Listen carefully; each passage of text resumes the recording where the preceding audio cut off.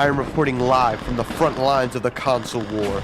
Today we celebrate a massive victory over the micro softies. Phil Spencer has finally admitted that he can't keep up with the Swole Station, the Play Nation. But my fellow Sony ponies, that's just not good enough. The green brand thinks they can turn over and show us their yellow bellies. But when we see red, there is no switch up. Remember, soldiers, we are their final fantasies. We are the gods of war. We are infamous. And they have not heard the last of us. Smell that? It's in the air. It's another dope ass podcast because it's time for No Cooldown Podcast, episode number 67. Make you feel like you in heaven, because damn it, we back again with some more news and breakdowns and all that good stuff, man. Hope you all are doing well. It is that man, Tripp, aka I finally resurfaced, outside of a podcast channel. I'm finally doing content again. I've reassimilated into society, but we're all right. I'm busy, I'm older, but we living good. And of course, with me is my podcast partner in crime, When Easy. How's you doing, dog?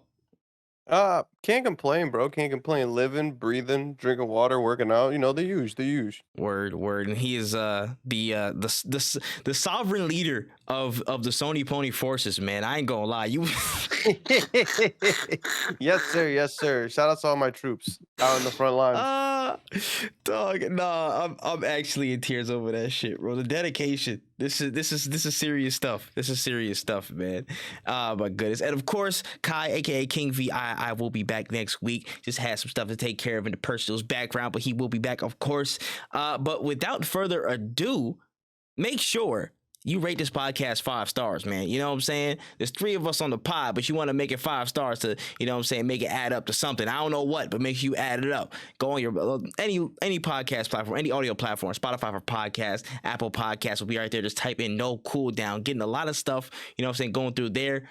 We appreciate and we do love when you guys come through, support. Please make sure you drop them 5-star ratings so we can get into the algorithm, man. Let us in the door, man. Let the GDs in the door. That's all I'm saying, man. That's all I'm saying is let us in. And we're also available on youtube.com/@NoCooldown. Almost to 100 subs over there. A lot of good videos popping off. You guys do not want to miss the exclusive content coming through for E3 season, especially, or formerly known as E3 season. You guys don't want to miss it, man. It's gonna be a lot of reactions, a lot of content, a lot of breakdowns. That's Super Bowl season, man, and you're gonna want to see what we get up to in there, because it's gonna be a fun one. It's gonna be a fun stretch of weeks. But without further ado, When, are you ready for this news? Born ready. Let's get right to it, man. We're gonna start off light and get right into all the heavier topics as we go. But let's start off with this real quick. So Kevin Durant is coming to Call of Duty as an operator. So I mean, you'll be able to most likely fully switch teams mid-game if y'all are losing or down by a large margin. So, I mean, how are we feeling about Kevin Durant coming as an operator in Call of Duty? I like some of the Kevin Durant games.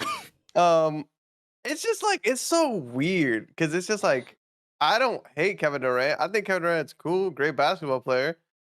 How involved is Kevin Durant in Call of Duty is my question. Because I don't even know, bro. I ain't gonna lie. I think he definitely plays way less than the other basketball players like Karl Anthony Towns and all them, man, like that.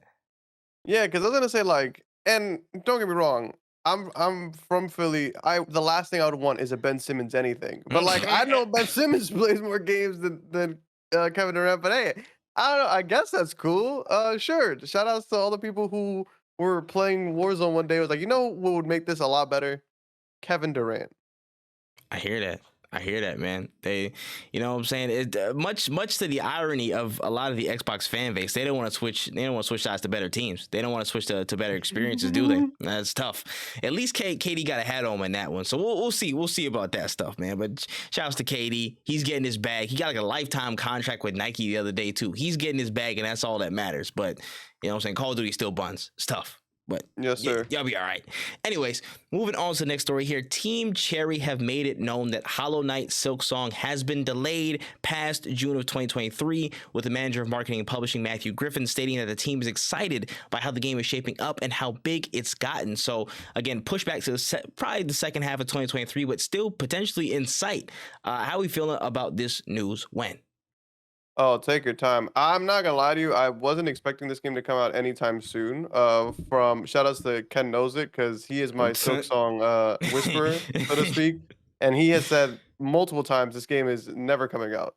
So I am happy to hear something though. Like I'm happy to hear them say, "Hey, this isn't gonna come out yet. We're still working on it," which means they are indeed still working on it. Like you got kind of it's a such a backhanded update. Like you want an update, you don't want this update, but at least you know they're thinking about you, kind of thing. Yeah, no, I hear it. I hear it, bro. And it's funny because I never expected this game to again probably release sooner. I hope they would because I actually started playing Hollow Knight the other day on my Switch and it was so far so good. I really like it. So good. Yeah, like I'm really surprised by it and I'm mad I didn't play it earlier. But solid game. And now I'm like, okay, when you're talking about the scale of it and how like crazy it is, like, oh damn, I'm really with this. I'm really with this. So again, we say this with all the games that we come across that get delayed. Please take your time. It doesn't matter, and it's there. And this also ties in with a lot of conversation that we've seen from this past week or so. If a game doesn't feel ready, if you're not going to be able to achieve what you want to achieve or you think you can with the current state of the games you have, push it back, give it time. We will be okay. All right, pushing forward for Free Comic Book Day, PlayStation announced an inaugural issue of Marvel Spider-Man 2, a comic for the public to consume, which serves as a prequel to the incoming edition of the game series made by Insomniac. Now, this story looks into what Peter, Miles, and MJ have been up to since the events of Spider-Man 1 and Miles Morales, and how they've been balancing life and superhero status, and even managing a run-in with magic against the Hood. So thoughts on this, and I guess slight confirmation that we might get Spider-Man 2 sooner than we think.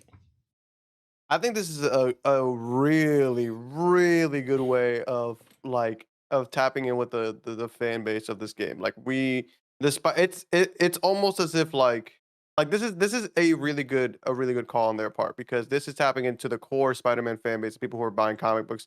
And on Free Comic Book Day, it's a lot easier. It's way better than being like we're gonna start selling these comic books. It's literally you just show up to any comic book store and they will literally give you this book for free. So if you're somebody who's excited about this, if you're somebody who wants to know about what goes on between 1 and 2, I think this is such a perfect way of doing it. And not only that, but it also brings attention to like people who played the Spider-Man game but don't read comics at all. And you're like, wow, I really love the Spider-Man game. I'm gonna go tap into my local comic book store. Not only do you walk in and you get a free comic book, but then you're also like, they usually have good deals, so you can also start reading more comic books. Like this is such a good way of combining two mediums. And honestly, I'm really happy for it. I might have to slide through my local comic book store. I haven't been there in a minute because I like having money in my pocket, but Yeah. I can't wait to see what this comic book looks like. Yeah, and I think they have it. I think it's like it's accessible online as well, so you can like click on PlayStation blog and like they'll have it too. It's like a small little one shot, which is dope. Oh, nice. That's again a really nice way that I feel like I've seen it very few times before, if at all. Honestly, like have I seen like an adjacent comic or an adjacent little like animated thing, what I'm saying, to the side of it or accompanying an actual marketing rollout for games. That's really cool. Honestly, super cool. And I think in part because of that, I didn't even know Free Comic Book Day existed, which is crazy to me. I had no idea that was a thing until this happened. I was like, wait, what? You can just pull up to shops and just get some shit for free? Yeah, now I'm gonna start doing runs. Yeah, that's one of the few times I go because I used to collect comic books, but I don't have space for them. But Free Comic Book Day, it's like, why wouldn't you go to get a free comic book? Son, I'm about to come in with a shopping cart. Comic stores don't even got shopping carts like that. I'm fitting it in the damn store, and I'm getting busy. We gonna figure something out, but that's dope, and I'm just super happy that we have this for extra context. And now I can feel it in my bones, almost damn near for sure. I'm like at an 85% confidence level. We're going to get Spider-Man 2 this year, and we're going to hear about it this summer. So this just shores it up for me, pretty much. I'm growing in confidence by the day. We're definitely going to see it this year, and we're going to see gameplay and something new from it this summer. All right, moving on. This was an interesting little tidbit here, which probably skews how we'll do a video game draft ever again. Also, shout out to the video game draft, shout out to Growth. You already know what time it is. In a now deleted tweet from an IGN video for a review, it was stated that, quote, "If you've never heard of the game, we probably wouldn't review it, and it probably isn't that good anyway." End quote. Thoughts on this? And this, of course, is none other by the people at IGN. I have so much respect for them. I have so much respect for game reviewers. Period. Like this, don't get it twisted. I am not anti-game game journalists. It's more so the way that this kind of career has shifted towards essentially becoming more marketing. But not like the issue I have with this is like, imagine if somebody has been criticizing you for always stealing everybody's left shoe, right? Like there's nothing that you can say like that guy's stealing left shoes, and he's like, no, not bro. I'm telling you, I'm not stealing left shoes. And then you see that same dude always eyeing up people's left shoes. You know what I'm saying? Like that's the shit that they just pulled right here. Even if it was a joke, you can't really make jokes like that because people have been saying for years now, you guys aren't really reviewing these games. You guys aren't really like trying to give these games a chance. You guys are kind of just doing it for the money. And saying shit like that shows what that is. Don't get me wrong, there are a lot of games coming out, period. Like just even the other day I was just thinking about all the games that I've been playing and I am playing. And I'm thinking to myself, like, there's no way one person could consume all of this media and write all these reviews for all this stuff.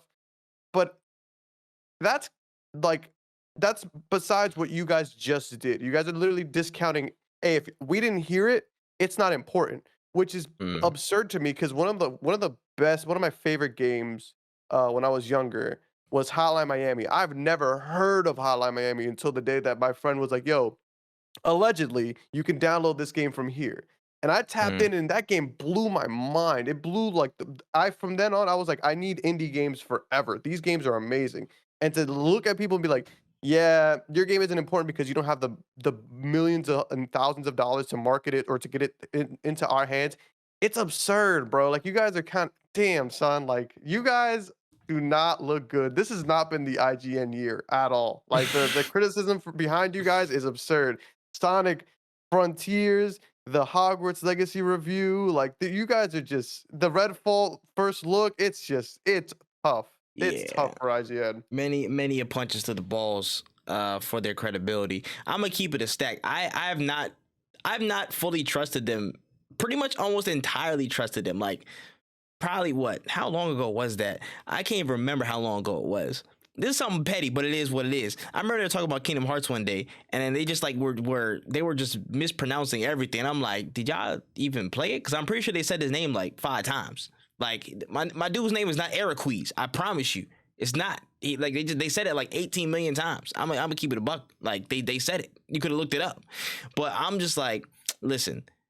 I can respect the plight of a lot of game journalists in the sense of there is a lot of crunch. There's a lot of high turnover in terms of what you have to review. You don't have a lot of time with it. It's kind of like hot potato, and I understand that, but with the mindset of you have to have a following to get here. It's like saying to somebody who's an up-and-coming artist who doesn't really have a following yet but is mad talented, oh, we not gonna push your shit, but we don't know. Like motherfuckers like Saba and stuff like that was doing stuff like, you know what I'm saying, on a small time before anybody knew him, and all of a sudden they're doing shit with Chance the Rapper. Then all of a sudden they got their own project, you know what I'm saying? Pivot Gang is firing and all that stuff, you know? It just sounds like it comes from a place of like, it sounds like some real pompous shit. You know what I mean? It's like, yo, we haven't heard of you, so we're not going to review you. That's some stupid shit because some of the best games that have come out of like nowhere have been indie games or something that nobody's seen before. Again, the Hotline Miamis, the Celestes, like a bunch of different stuff. You know what I'm saying? Like I can go down IGN's joint right now and I can tell you half of these games were not known to many people when they first dropped. I can tell you that right now. I can go down the list and talk to you about it. I'm gonna be real.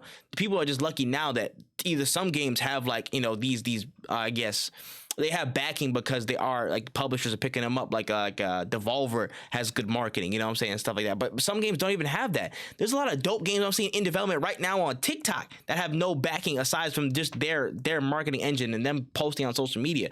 And that means there might be millions of people who don't even know what that is until the end of time. It might be years before anybody really finds out on the main stage what they're about. But it doesn't negate that it can be a great game. Like, that's crazy, bro. All I'm saying is y'all are tweaking. And I think we need to do a huge revisit of any any deliberation team or any outlet for the video game draft forevermore. I think we got to blacklist some people. Yeah, it just doesn't make sense to me too, because like the one comment that really blew my mind was like, if we never heard of your game, it probably isn't good enough to review. Well, what happens when the game is out? It gains notoriety. Do you go back and review it? The answer is no, because we know that they're not going to go back and just do a review for a game that's already been out for a couple weeks and gain this notoriety. That's the part that like kind of blows my mind, is that you guys will say like, if we didn't see it, it's not important. Like, you guys don't even go back for certain things. So even if it was good, are you going to make that change now? And honestly, I wish IGN would just come up front and like address this, because them walking away from this, because again, I used to be a huge fan of IGN. I literally used to listen to almost all of their podcasts outside of the Xbox one, just because I didn't have an Xbox. So not because I am a Sony fanboy. Don't get me wrong. I am a Sony fanboy, but I didn't listen to it because I didn't have an Xbox. I do respect the people who are on those podcasts, but it's just one of those things where it's like, you guys need to start addressing this. You need to start talking to the audience, because you're going to lose a lot of the people's respect. And if the people aren't reading your reviews and things like that, then what are you even around for? You know what I'm saying? Like, you gotta step in front of the light.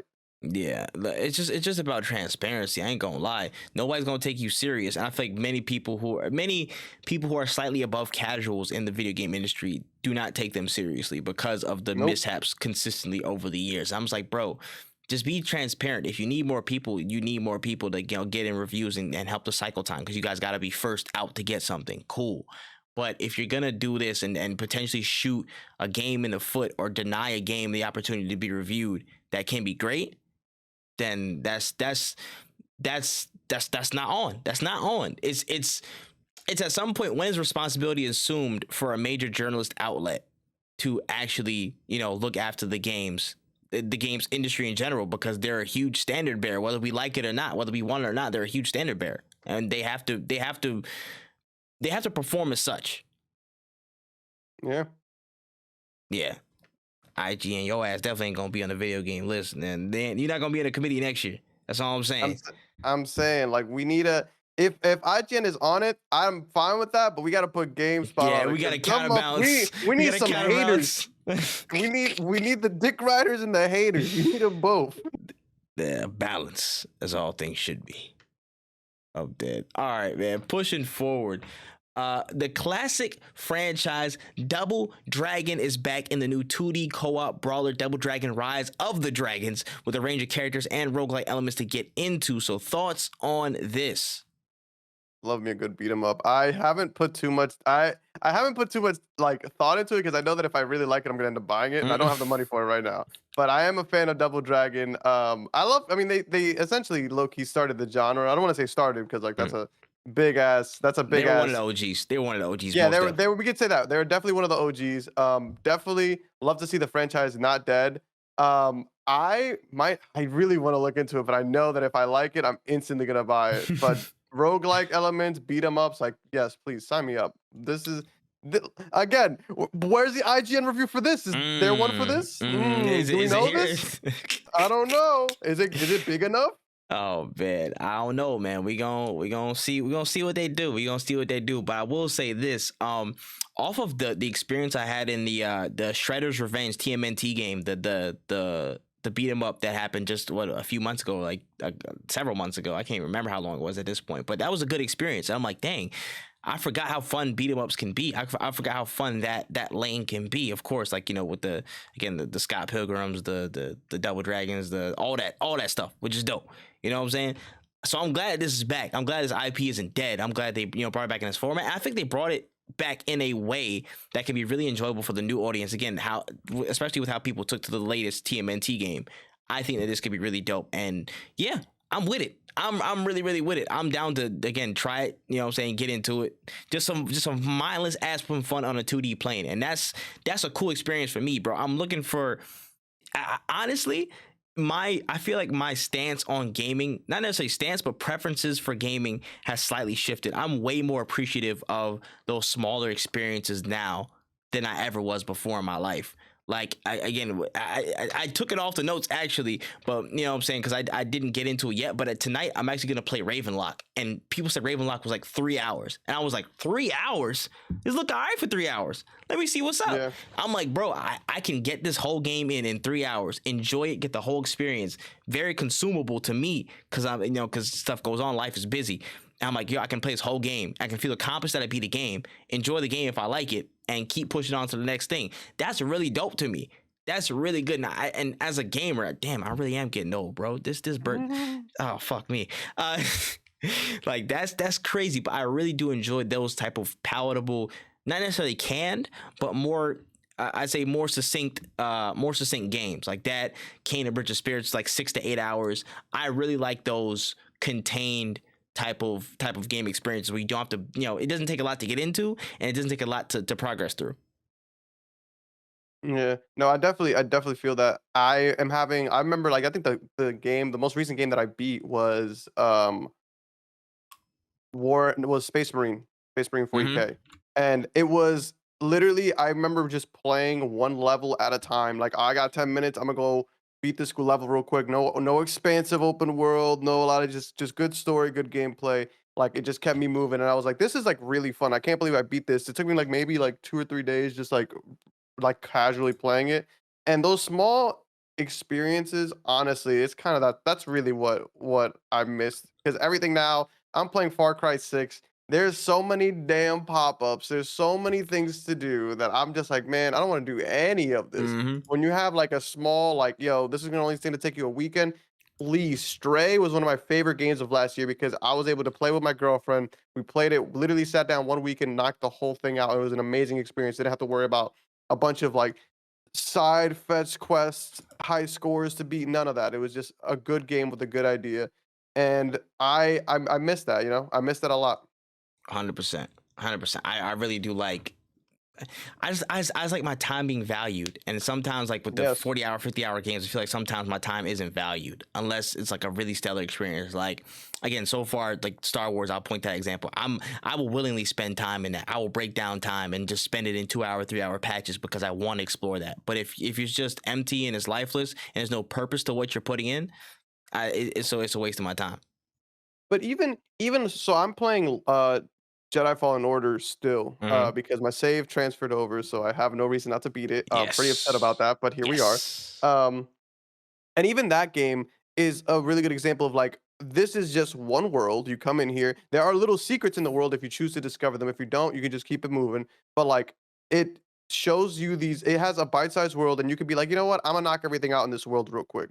As opposed to like enormous map. I don't really know where to go. And it's not that I need my hand held, but it's one of those things where I don't want to have to like turn over every stone and do every single like that. Sometimes there's just too much shit. And Star Wars doesn't feel like there's too much shit. I can't speak on the new one, but from the experience that I had on the old on Last Jedi, I don't feel like this is a game that has too many things. Same thing with like Guardians of the Galaxy, another perfect example of a game. Wonderful game. Yeah, exactly. Just like you go in, you do the parts in the world that you need to do, and then you keep it moving. And it got to a point where I was playing Guardians of the Galaxy, and I'm like, am I missing certain things? And it's not because I lack content. I was having a blast just doing the main story, but I'm so used to like, main story's super good, but I gotta go make sure I finish those side quests. Like, it was the thing now. Like, everything, you're having a blast. This is just meant for you to get on this track and enjoy the show, not having to stop at every single thing, like pick every single flower. Like, this is sometimes you don't need all that extra fluff in a game to make it extra hours. I don't need the extra hours, bro. Just give me the quality, give me the quality 20, 30-hour experience as opposed to the mid 60, 70-hour experience. Purpose is power, man. Purpose is power. All right, pushing forward here. We heard a lot of reports from the GTA camp that the upcoming title, GTA 6, the big Grand Theft Auto, is set to be the most expensive game of all time, with a speculative production cost of $1 to $2 billion. So thoughts on this? Damn. Yeah, that's a big ass number when you when you look at it, it's like, damn, that is a lot. We're never gonna get a GTA 7, just so everybody's aware. Like, It's done. for them to It's break done. even, everybody, as soon as the game comes out, maybe if we all buy shark cards as soon as the game comes out, like, we could just give them enough money up front. Like, please start making 7 now. So like, by the time I'm 38, I can play the next one. Like, it's gonna be super expensive from like. And I'm not saying I look too much at the leaks, because at one point it was all over my timeline. It was very hard to avoid. Allegedly. But like yeah, allegedly. It did look like they're doing a lot. And I'm playing Red Dead 2. Like, literally the list of games I'm playing is like, you would think I like got stuck in 2001. But I'm playing Red Dead 2 right now on my PC. Looks gorgeous in 4K. It is Had really, to flex really. the specs. For sure. I wasn't playing that game in anything less than 4K, but I'm playing Red Dead 2 now, and I'm just having a blast with all the details. And like, the thing is, when you play Red Dead 2, you remember, like, you get caught up in like, wow, these people are still milking GTA 5. But when you play 2, you're like, wow, they have so much detail in this goddamn game. It's insane. And that's why I'm like, I gotta revisit it one day. But the more I think about it, I'm like, damn.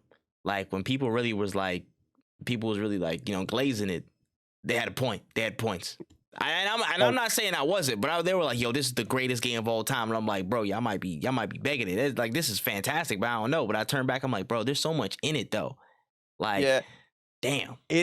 And I think the problem that Red Dead 2 had, just a little side tangent. Problem Red Dead 2 had is the same problem that like Death Death Stranding had, where it's like, people were just expecting something different. Yeah. It is a very slow game. But I love that. I find the beauty in that. Every single thing feels like I'm in GTA 5. I remember, like, if I had to go rob a bank or if I had to do anything, I'm literally just tapping X the whole time. Like, I'm sprinting everywhere. I don't really care. But like in Red Dead 2, I'm like collecting somebody's a debt that they owe me, and I'm walking up super slow, like up the thing with the shotgun out, looking hella cool. Like, I'm out here, like, I'm literally was in Discord, and I'm like, well, let me smoke a cigarette before I do this mission. Like, I felt like a cowboy. It's so fun. Like, it's so, I don't know what it is, but it just, when you dive into, like, not going to every single thing super fast or whatever, just enjoying that the immersion experience. level is different. Yeah, when you let it immerse you, like, you're having a good time. And that's the thing that I loved about the Rockstar game, especially with 5. Like, when you have your headlights off and people flash their lights to let you know your headlights are off, like that small like level of detail. It's so good. I can only imagine what they're doing with 6. I know that game's gonna be expensive, but we're gonna be playing GTA 6 for the next 3 generations. Like, I'm telling you, bro, they're gonna get GTA on everything. PS8 will finally see the end of their life cycle, son. Like, it's really about to be a wrap. But again, based off of alleged information, this joint looks ridiculous. Like, the level of detail, I think, like, it's going to dwarf whatever Red Dead Redemption 2 had in terms of their systems and the life within it. I really think it's going to be like, son, honestly, I'm gonna be real with you. If we finally get basketball in GTA, that would be wild. If we get basketball, son, because we already had tennis to a certain extent. We already had a bunch of these other different minigames. Tennis, golf. If we get basketball in GTA, it's 100% worth the cost. Sean Layden, I'm sorry, dog. I know you said that whole argument about games are getting too expensive, but if GTA has basketball, it's worth it. It's worth the cost every time. Yeah. 10 times out of 10.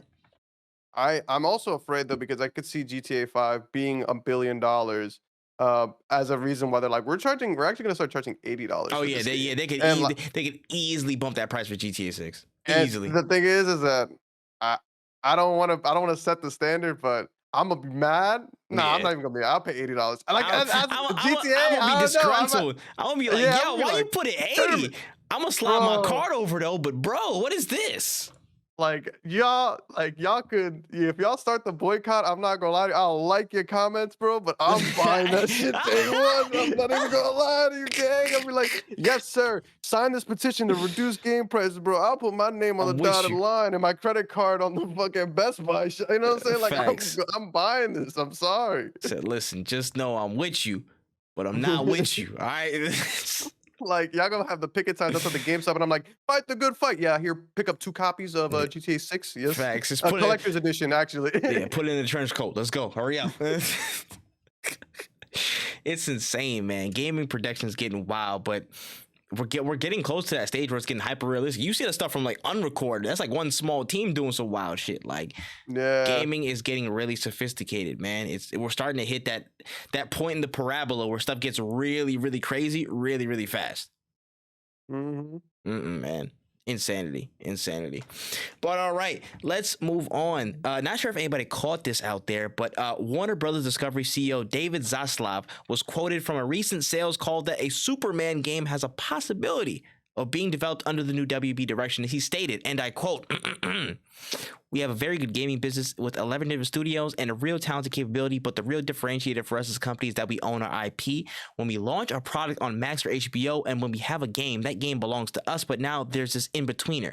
It may be in the next couple of years that we launch a Superman movie and people spend more time and there's more economics of people just hanging out in the Superman world and universe." So thoughts on the continued strategy and potential of Superman coming back to a solo game format, being woven in with the rest of their, strategy of being on multiple media formats and all that good stuff. If a Superman game doesn't have an easy mode, I'm gonna be pissed. That's what I got to say. But I think that it's like, man, I remember, I think I saw an article somewhere, or if it might have been a YouTube video where like they were talking about how hard it is to get a Superman game right. Because like it's Superman, bro. He's invincible. He cannot die. So it's like, how would you even do something like that? I would be interested. I think that it's possible. I think you give it to the right team, like the right creators. I don't think anything is impossible in gaming, and I think a good Superman game is viable. But it's one of those things where it's like, who's going to do it? Because the DC games, we have Gotham Knights and Suicide Squad.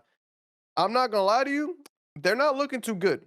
I play Gotham Knights, and there's a lot of things I don't like about the game. So it's really tough for me to be like excited for a Superman game where you guys can't even get a new Batman game correct, and that's the one that started the whole thing. So it's tough, Like, as much as I would really like for a Superman game to be sick, I don't know if you guys are really ready for it, Because like you're gonna have to really get out of the box creative, not let greed change your mindset or change how you want to do things. Because nobody's buying the Superman game with the battle pass. I promise you that right there. They do not care about Superman that much to buy the $10 battle pass so that you can get Kal-El in a overalls or whatever. You know what I'm saying? I hear you, bro. I hear you. If I can equate what Superman has to be to any situation, there's a very apt example, honestly. It would have to be it's Batman Arkham Asylum in that terms of experience. It doesn't have to be the most craziest thing, but it has to be a great translation that people weren't seeing, that didn't see it coming. You know what I mean? Like, for many people, you know what I'm saying, there was the Batman movie games beforehand, and then there was the older Batman games that wasn't really crazy. He was involved in like I think it might have been the same year, like the years after or something like that, with the Batman. What was it called? DC Universe versus Mortal Kombat or whatever. Yeah. Everything that we knew about Batman games was pretty like, it was here and there, so. But Arkham Asylum was that real crazy. It felt really engaging, and it felt way more than we knew was possible with how good it can be. It can be delivered. So Superman is going to be such a tough ask again, because it's what you have to do to make it palatable around him. Are you just gonna have him destroy cities off the bat? Because Crackdown 3 tried to destroy cities with stuff, and that didn't turn out well.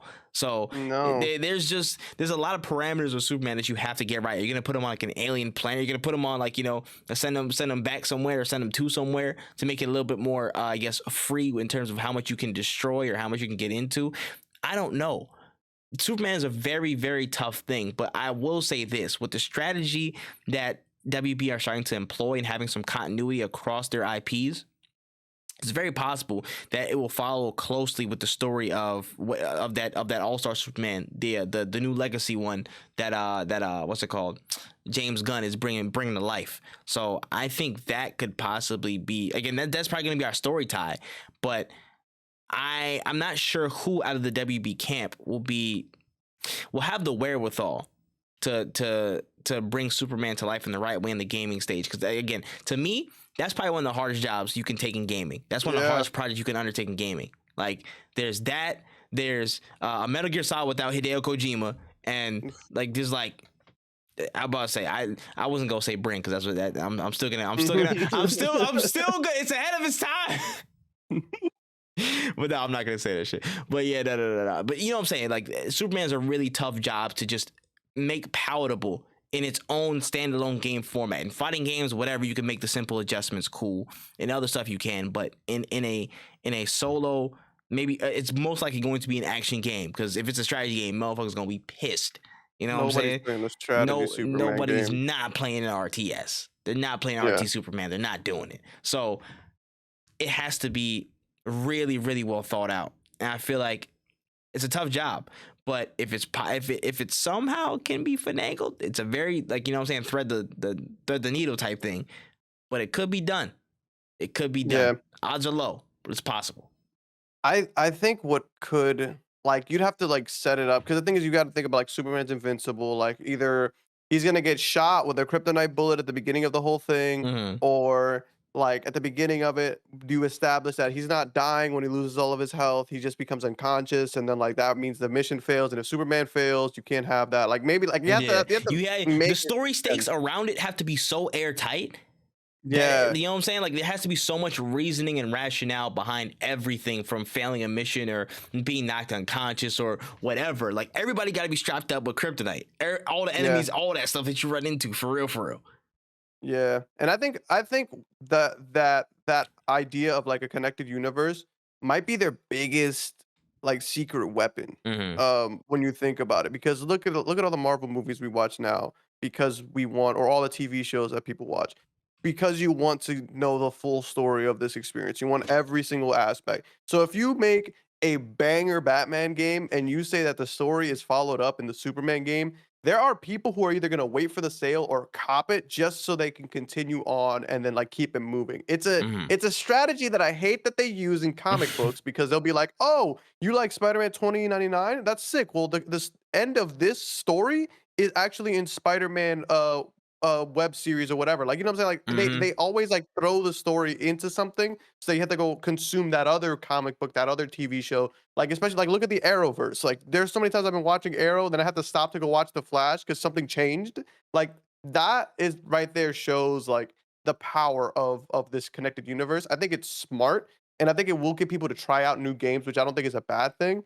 But at the end of the day, you guys got to make a good game to start it off on. You know, like if you use Gotham Knights as like your starting point, people aren't buying the Superman game. They're not going to care enough, because not enough people cared about that game. So it's going to be, you guys are either going to make, it's a risk and reward. Like it's a huge risk to tie everything together, but there's a huge reward after all is said and done. Yeah, I agree. And again, it's kind of like we're kind of like at this uneven point for DC games in general, because I mean, like, again, the past few Batmans haven't been hot. There really hasn't been anything else coming out of their camp in terms of huge AAA joints. Like this could be a thing that turns the tide back for them in their favor. They could bring them, like, you know, to a really good place, because I mean, they're not making a solo Batman game anytime soon, I don't think. So it's open territory.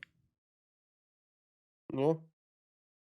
All right, pushing on here. We got just a slight little tease from Ed Boon and NetherRealm Studios, with the clock ticking and almost going to the 12, but hitting the 1 instead, suggesting that a full reset or reboot of the Mortal Kombat series may be in the cards. So thoughts on this slight teaser and what may be to come from NetherRealm? I hate Ed Boon. That's what I have to say about that. That was such a whack teaser. I don't know what that means, Ed Boon. It was 1 o'clock when you sent that, Ed Boon. I know it's 1 o'clock. What's going on, Mr. Boon? I need to know the information. Sure. I guess we're going back. The thing that sucks about it, you actually know what the real problem that I have with this whole thing is, that now we're not getting a Mortal Kombat 13. Mortal Kombat 13, like, that would have the perfect number to be the most violent and gory Mortal Kombat to date, and then they could have reset it. I don't care. But that's what I'm upset about, because they're moving up. So I was like, yo, 13 is gonna be hard, but here we are.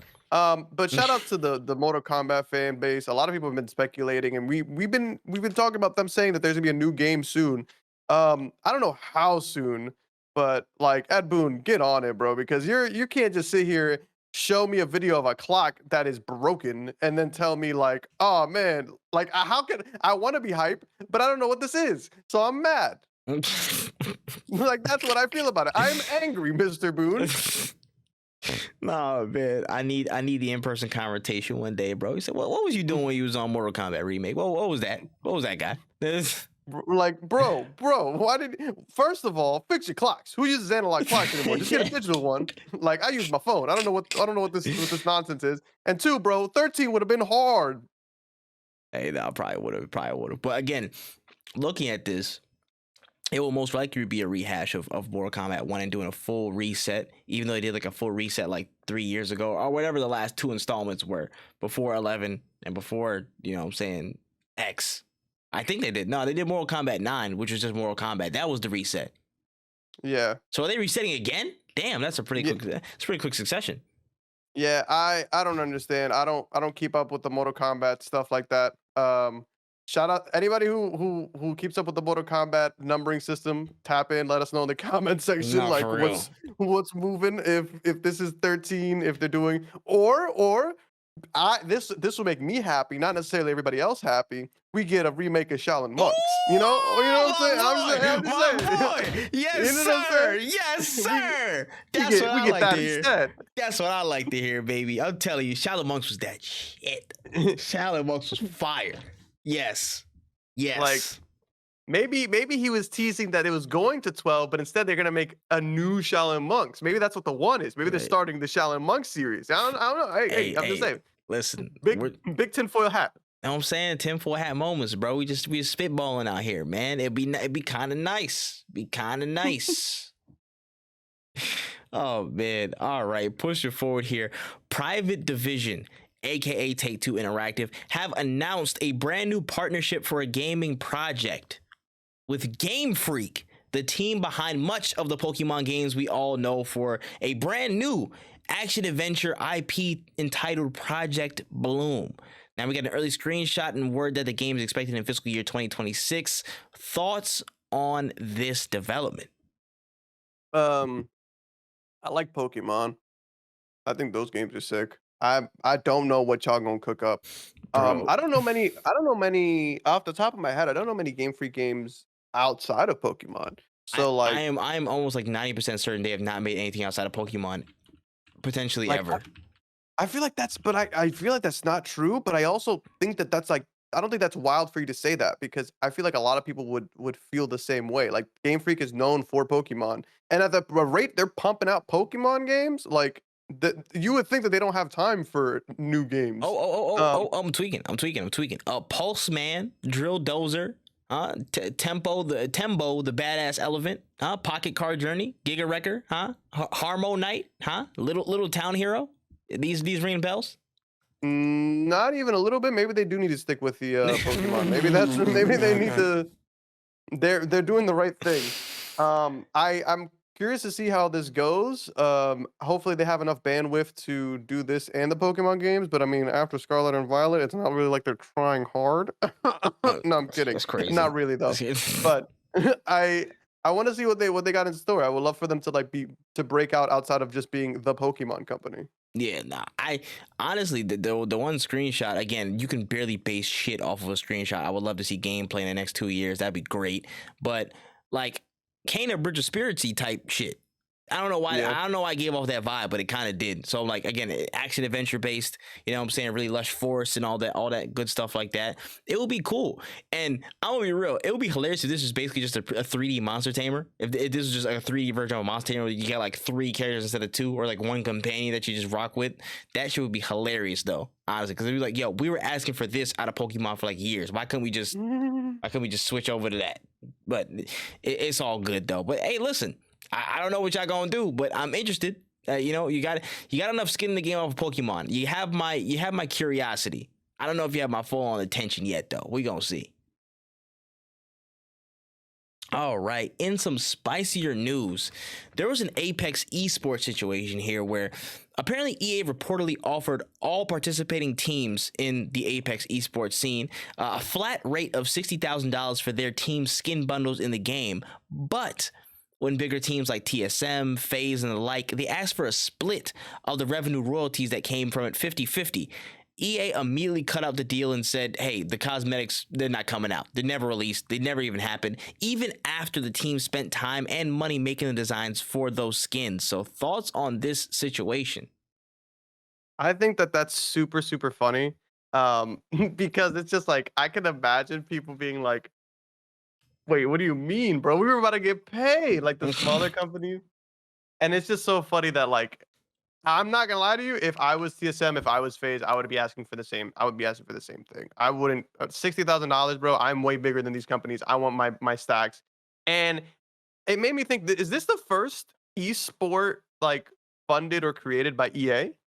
Like this Apex is right? No, or am I tripping? Because I don't think they've ever fully they ever fully did something like ALGS.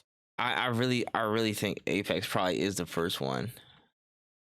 And I think this kind of sets the precedent. I was outside of the sports games. Outside of the sports games. Outside of the sports games.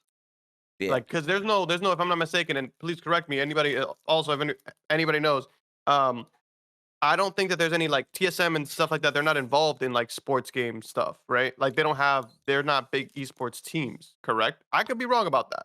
But FaZe in FIFA. There's a FaZe complexity in them. They're in FIFA. Interesting. Yeah, I don't know about Madden though. I have no clue about Madden, but there's plenty of like bigger esports teams, like complexities in there. Like I'd say FIFA's a weird mix because you also have like, you know, the regular gaming orgs that we kind of know for other games, like the complexities, the phases and stuff like that. But then you also have like Manchester City. You have like actual soccer clubs that actually have their esports teams that compete. So it's a mix. But yeah, they're definitely in there. I know I'm about to say 2K might be a little bit different. I think 2K are just mainly they're mainly geographically tied to certain teams and stuff like that. Like they'll have Dallas Gaming Club, like the Mavericks Gaming Club, or some shit like that, like the Knicks Gaming Team or something like that. But but that's not EA actually. It doesn't count. But yeah, that Madden and just that and Madden really have some. They have some inclusion, but I think outside of sports stuff, EA, this is EA's first foray into anything sports, non-sports related for esports. And I think so. The reason I bring this up, the reason I think that this is very important, is because this is what it's going to be like dealing with EA when it comes to your esports and things like that. EA is not finna take a bad deal. Like they would rather not do anything at all than take a bad deal or to leave money on the table. And this right here, perfect example.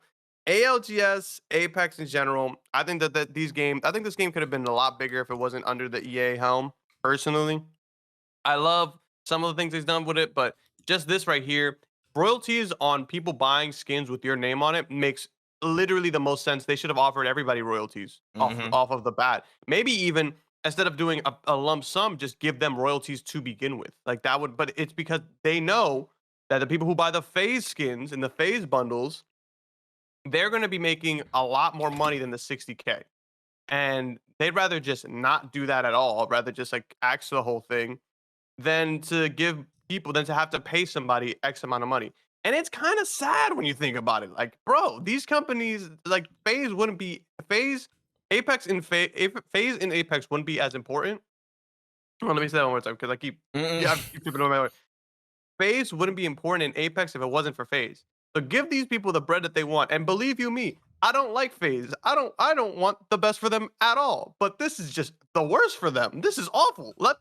They made their name in this area. Give them their money. Yeah. Honestly, it's EA, bro. Like, do you really expect any less on a money conversation from EA? Like, I'm gonna be real. And as soon as you guys were like, hey, how about an equal split? We'll just get 50-50 since you're using our name to get, clout off of our skins and stuff. It's shut it down. Nah. Bro. Everything got shut down, bro. It was done. They closed up the shop. They put the curtains down. It was done.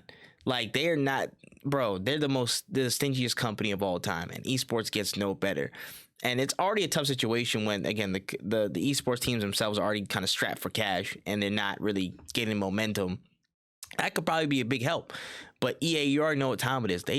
Like EA and Nintendo are in the same ballpark, but Nintendo's probably significantly worse than them when it comes to operation of esports in general. Yeah. Like, and that's only because Nintendo wants nothing to do with esports for like 90% of their operation. They want nothing to do with it at all. They do not care, and they're lucky. They're lucky that companies like or their gaming circuits or whatever have been graced by their presence.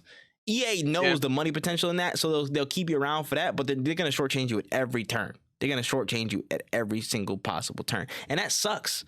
That sucks because I want gamers, and even in orgs, I want orgs to get their just pay because they've been, they've been putting on and making the game bigger than what it actually is. You know what I'm saying? Or bigger than it's ever been and projected past just people playing the game as casuals.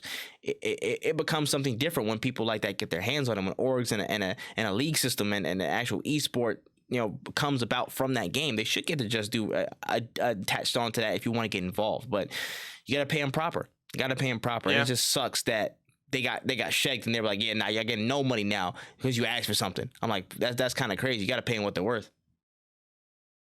1,000%. Shit is crazy, bro. My EA skin deal worth about $10 billion and they gonna give me like 30 cents. Shit gonna be insane. All right. Moving on, we got another teaser here. I got a teaser for Payday 3 as they confirm that gameplay will be shown off and coming this summer, likely at one of the big presentation shows on the way. So thoughts on this and what you might want to see from Payday 3? I want them to stop. Like this marketing right here, I don't like it. I want them to stop. I love Payday. Don't get me wrong. I am one of the biggest in no cooldown, in growth, and all the everybody knows. I love this game. I think it's amazing. I bought it for people when it was on sale. Mm-hmm. But when I tell you, I don't like the path they're going down. I'm not saying that this is going to be a bad game, but you've given me 2 teasers so far about a game that I've not seen a lick of. 2 teasers. Like let's think about that. We got the teaser where they said this game is dropping this year. Okay, the next thing I thought I was going to see was the game. And now I've seen a trailer saying this game is gonna have a trailer in the summer.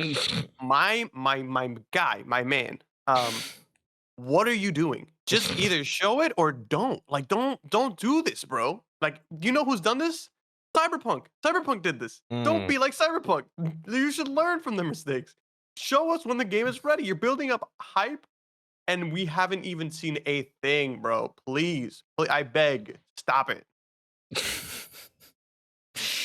Oh man, and I'll bring the positive side. You know what I like to see? you know what I like to see? I would like to see a couple of different overhauls. I would like to mix up to the melee stuff. That would be nice. Your melee usually is the same other outside of like like the Galvanicles or some shit like that. I would really like a melee overhaul. Throw some more weapons in there. Different. I guess take us like all over the world, bro. I'm trying to go worldwide. I'm trying to go global with the heists, for real. So that would be cool. Maybe again, it might be. I haven't played in a minute. Maybe AI tweaks. Maybe some AI functionality to make them a little bit sharper, a little bit more dangerous. You know what I'm saying? That would be cool. And those planning things in some of the stages where like you can place certain things in certain parts of the map. Mm-hmm. The pre-planning joints, I wish they could like make that more of a thing. That's mm-hmm. Now this is kind of a loose adjustment or a loose adjacent thing, but I liked how in GTA Heist they did get annoying after a while, but the setup heist actually meant something to where like you would actually have these components that you could really, again, just play strategically, or you have them, or then sometimes they're necessary to actually being there. It's like they're not giving you the facade of, oh, this is just, one thing, but you can do it however you want, or there's only one way out, really. There's actually multiple ways of achieving this. Like, they gave you these things that are, again, either necessary to it, or, again, at least give you some progression, some momentum to actually doing the big job. You know what I'm saying? Yeah. I like that out of GTA Heist. So maybe overhauling it to where there's more necessity behind what you're bringing into the map, or just creating it to where you have it across all the maps that you have. You know what I'm saying? Just like heavier planning phases, more options to use. Again, maybe I just kind of changing up the flow of the structure, the mission structure and stuff like that. So there's multiple ways out, really multiple ways of doing it instead of just like, one side area, but it's still the same shit overall. I would really like that overhaul to where there's true choice and there's true strategy or truer strategy behind what you're placing into the map for the build up for the heist and different missions. Yeah, no, I've played a good amount of the game, but I can't say that I've played every single mission because they add so many missions. There's so much DLC. The only things that I would really want for them to change, their DLC structure. There's just way too many. There's just way too much DLC for that game. I think they should bring all the maps back, but just do it in waves. Yeah, no, for sure. I think free updates would be sick. I don't want to say a battle pass, but like if you guys are gonna make me buy DLC every couple months, you're essentially making me buy a battle pass at that point. I don't understand. I don't know the monetization systems. I don't know all the stuff that goes into monetizing things in video games. So I can't really speak too much on it, but I don't like. I looked at you could look on the Steam page for this game and see all like how long that DLC list is. It's kind of absurd. Yeah, I do agree with you. I would like to see planning phases, and I would like to see the planning phases change in the actual heist so that every heist can feel different. And the AI for sure needs a new overhaul. That game is really old. I do want to say that like the game I think aged faster than the engine could do. Like I think they have those plans and those things in mind when they're making because the newer heists get complicated and there's a lot of complicated parts to it. But I know that the game can only do so much because it's old. Like I see people running straight in front of a door to then go hide behind the door. It's a little clunky and whatnot, but I do have faith in this game. I just don't want them to overhype this game because Payday's community, especially people who are still playing Payday 2, they're not necessarily looking for AAA games. They really enjoy this franchise. You have a great community. Do right by them. Don't like overhype this, try to oversell this, make this into something it's not for people who weren't interested in this game to begin with. Underhype and oversell, man. Just underhype and oversell. That's all you need to do. For real. All right.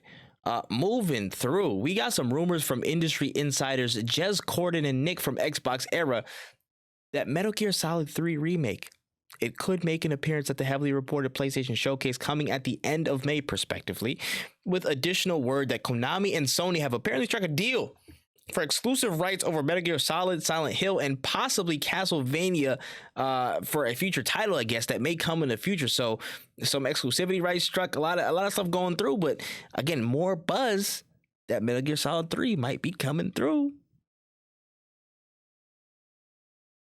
Man, I'm trying to say this in the most nicest way possible. Like I don't even I like you just hearing the words Metal Gear Solid remake. I literally just watched for like maybe the third time all of the Metal Gear Solid timeline again because I genuinely like watching that shit. It's super. Man, I don't even know what to fucking say. I'm just pissed. Like I don't know why. Like this shit fills me up with so much rage because I don't want them to touch this game because of how Survive was and because of Konami just not being good with their IPs. Look at Castlevania, look at Metal Gear. Like what they did with Metal Gear Survive was egregious. It was absolutely so fucking unnecessary. I actually the first time I've actually went and watched all of the story for that game because I wasn't playing it. And they could have did all of that without making it a Metal Gear game. Just did it in the Metal Gear engine, and we would have been fine. But they don't know, man. They just want money. I don't trust them at all right now. Even when you like the most recent game in my knowledge of Konami has made that is actually good is Yu-Gi-Oh! Master Duel, and that is a card game where you buy packs. Like it's a money thing. Like that's the problem. Like that's why that game is so good. It's because they knew they could get a lot of money out of it. I would fucking die for a Metal Gear Solid 3 in Fox Engine. You know what I'm saying? Like a Metal Gear Solid 3 with the new graphics 4K. Oh my god, I'm ready to cry just thinking about that experience. But I don't trust them to do it well.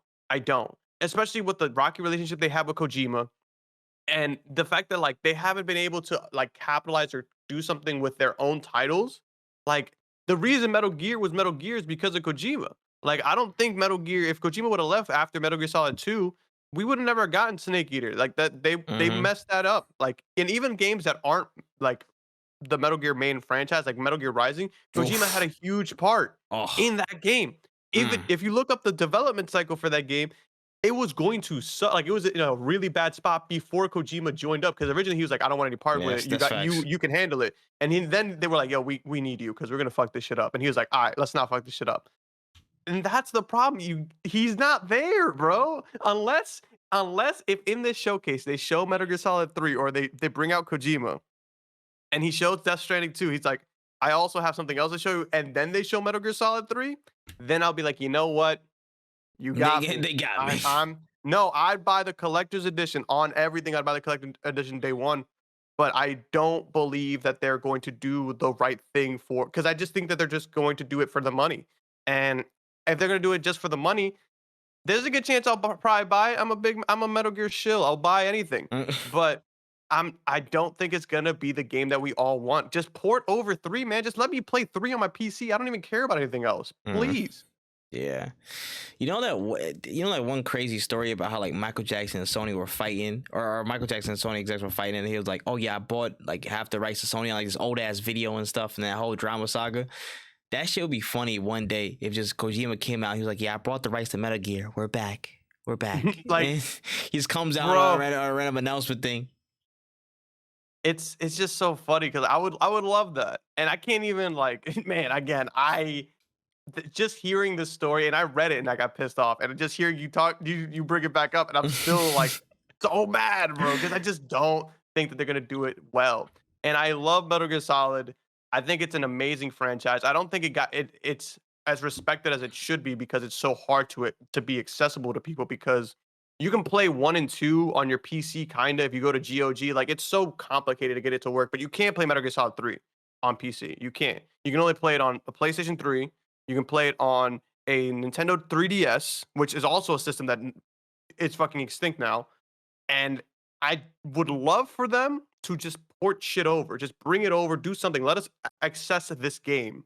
But because of that entire rocky relationship, we may never see it, or we might see this, and it might be a crash grab, and I'm gonna be pissed, and I'm gonna make this will be like one of the first few video game videos I make where I'm actually just shitting on something for 10 minutes. And I don't like doing videos like this, but I'll be damned if you guys get away with fucking up 2 of my favorite franchises. Yeah. I'm just saying, it feels we joy every time this topic is brought up because you go absolutely bananas and the shit's hilarious to me. But I will say that is tough seeing, even when it first happened that Kojima left Konami and then they just took his name off of everything and they were doing those bullshit. And I was like, yo, that's sour. That's sour to me. Bro. That looks like, super sour. And then you did Survive right after that. You know what I'm saying? Like stuff just doesn't look right. It just looks off kilter, and like there's no trust there from a neutral's point of view. From the chaos point of view, this shit's gonna be hilarious. I just hope you guys do this showcase in June. Please do it in like late June, like second week of June or something like that. Please. I need to be there live, and I need to be in Wen's presence at some point. I need to be there. like, and that's the thing, man, is like you brought up an amazing point, which was like, yeah, when they did what they did to Kojima, like it's not like Kojima just said I'm quitting, and they were like, all right, cool. Like they took his name off of things. Mm-hmm. Like how, bro? That's crazy. I made this franchise, and they said, here, we're taking your name, and we're off the box art. Like that's They took the fucks off and everything, bro. Stripped it down, Bro. turned it into a fur coat. I was like, damn, bro, you forced him to get a new logo. You never force a man to get a new logo. That's death. It's bro, crazy. like that's so absurd. And you're telling me that these people are working together again? It's tough. I can't imagine. I Son, can't. that would be the ultimate I picture. wouldn't. That would be the ultimate picture of like the Crips and Bloods have a tied what's it called, bandana on the street. That would be the ultimate gaming version of that. I ain't gonna lie. And if it would, I would be like, yeah, Kojima would work with them again if Kojima didn't already have an entire studio, didn't have Death Stranding, like didn't have deals with Xbox. Yeah, The but man he's doesn't cooking. need y'all. Like he Yeah. doesn't need y'all. So why would I swallow my pride to work with motherfuckers who don't respect me? Facts. And the only person that's getting hurt in this situation truly is When Easy, because he has to see this go down. Bro. Like, if I see this, if I'm able to, because if they do something late May, I don't know if me or Tripp will be able to watch it or react to it. If they do this, I will do a live reaction. And if I see this game and it's not, and I don't see Kojima attached to this at all, man, I'm gonna be so fucking mad. Because I know the path I'm set on, it will be inevitable. I will be like, I know exactly what needs to happen. I need to go buy this game day one. I need to play this game day one. And I would love to be fucking wrong. If I'm wrong, I will apologize to Konami right here and now. I promise you, if this game is actually good, I will say I'm sorry. But I don't have faith in them because they had a good game with Lord of the Shadows. Look what happened to that sequel. And Lord of the Shadows wasn't bad. It was it was pretty solid. They just screwed that shit over. And they were like, fuck it. They had Metal Gear Solid 5 was, if it hadn't been for Witcher, Metal Gear Solid 5 would have been Game of the Year easily in a sweep. But then they said, no, let's just do Metal Gear Survive. And it had nothing to do with anything. And don't get me wrong, because I remember I saw Kojima put out a statement that he was like, yeah, Metal Gear is a game about espionage and like country and like, you know, real political and shit like that. Proxies. Yeah. Exactly. He's like, I don't know what zombies have to do with it. And don't get me wrong, Kojima was a little full of shit to say that because there are zombies in Metal Gear. Like when he did it, let's stop you. Come on, Kojima. You had zombies with them shits, the parasites, the motherfuckers who were doing the thriller to go and attack you. Just because they pulled out P90s, don't make them not zombies, bro. But like, I want them to do right by him and right by the franchise because the story of Metal Gear from its inception, they gave Kojima that game because they knew it was going to fail. So they gave it to a new guy. And Kojima took that shit from the depths of hell, took this basic ass fucking 2-bit shooter and gave it a storyline that motherfuckers was like, yeah, damn. Like this shit was nuts. Yeah. It's man. I'm sitting Don't do this to me, please. You get niggas gotta give Metal Gear its just due. Like again, before the convolution of of Kingdom Hearts was even a thing, the convolution of Metal Gear Solid and just the absolute fantastic story and just everything that was there existed, and it still stands the test of time. Like people gotta give it its just due, and if this is the way that it gets reintroduced to the world at a grand scale, I feel like it's gonna be a tough time. Because more people are gonna understand. Oh, you know, if it doesn't come out great, like yo, so what was the hype about, anyways? Like this could affect the legacy of Metal Gear for the newer generation a lot more than we think. So it's looking techie. I might have to break my TikTok hiatus to just argue with kids about this. I hereby declare No Cooldown reserves the right for the exclusive When Easy rant if this game does drop its like reveal trailer or something like that during Summer Game Fest. Whenever he comes back, I need that rant on the channel, bro, because that shit gonna be legendary. I need it.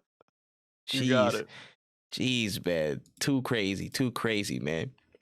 Speaking of the summertime though, the Xbox Games Showcase has been confirmed to go down on June 11th, going back to back with the Starfield Direct right after. So with the year so far for Xbox not looking the hottest, this could be a huge pick-me-up for the Green brand's outlook. Now, Phil Spencer said he was really excited recently on some of the new tiles and updates for some of the new things that we haven't seen and some of the stuff that we have seen and has some updates for. So thoughts on this and what do you want to see pop up? Man, I don't know. Honestly, not to discredit them Xbox boys, but I don't know what they have that's gonna really knock my socks off. I don't. The Starfall Direct. Ooh. If that shit starts off with my man Todd Howard and 3 of his white homeboys just sitting around with chairs talking about how sick this game is gonna be, like they did the first 2 times. I'm not gonna lie to you. Xbox should drop them. Just straight drop that game. Just don't hey, you're done. I'm gonna have to fine you for that because ain't no way you dropping a direct with like 4 middle-aged men just talking about how sick this video game is gonna be, and then they show me something that's like basically grayscale the whole time. The Starfall direct should be no longer than 10 minutes. If it's 40 minutes of people walking slowly and panning the camera, I swear to God. Honestly, man, I'm excited for the things they haven't talked about. That's what that like. Give me another Hi-Fi Rush. Will I ever get that game? Probably not. But give me something like that. Show me something that I've never seen before. Drop it 2 weeks from now. That's what I want from Xbox. I'm tired of them talking too much. Like you hyped up Redfall. Here we are with that. Here we are.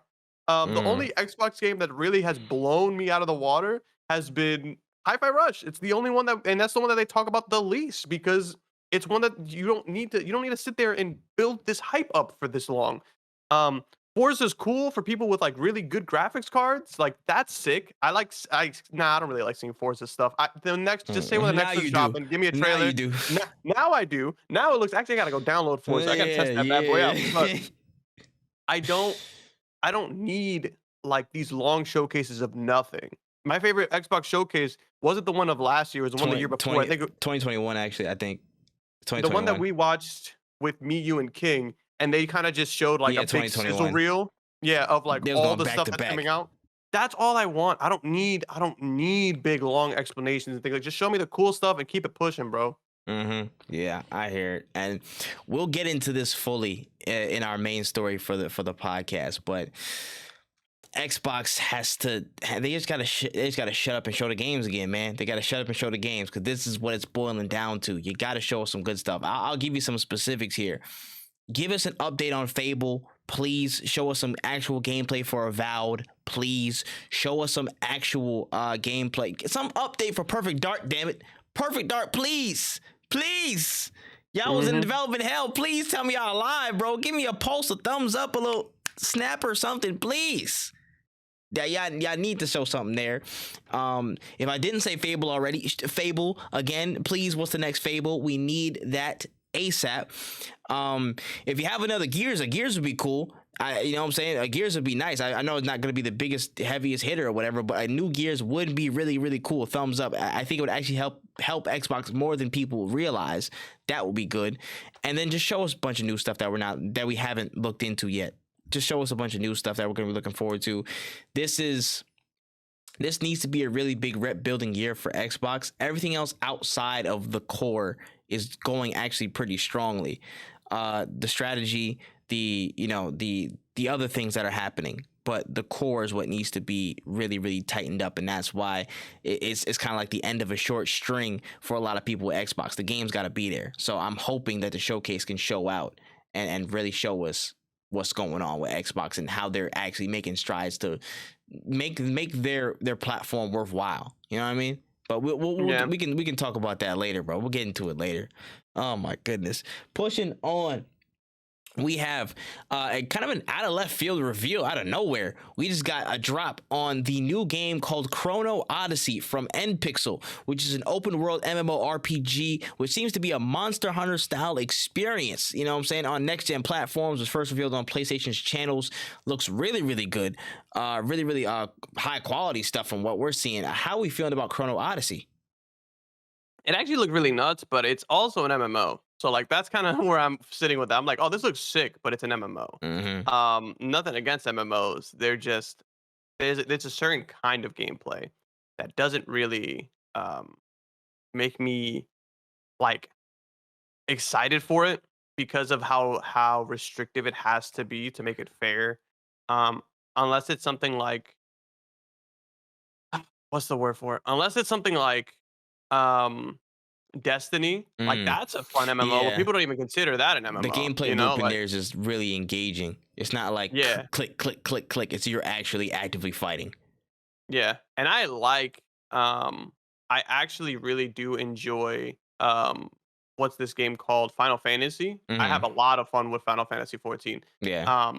But it's very much kind of like it's in its own little bracket, if that makes any sense. Like you can't do every single thing you would want to do. This game looks expansive. This game looks like a Final Fantasy game with like more toned down like combat, which is still crazy. That's insane to look at. Yeah.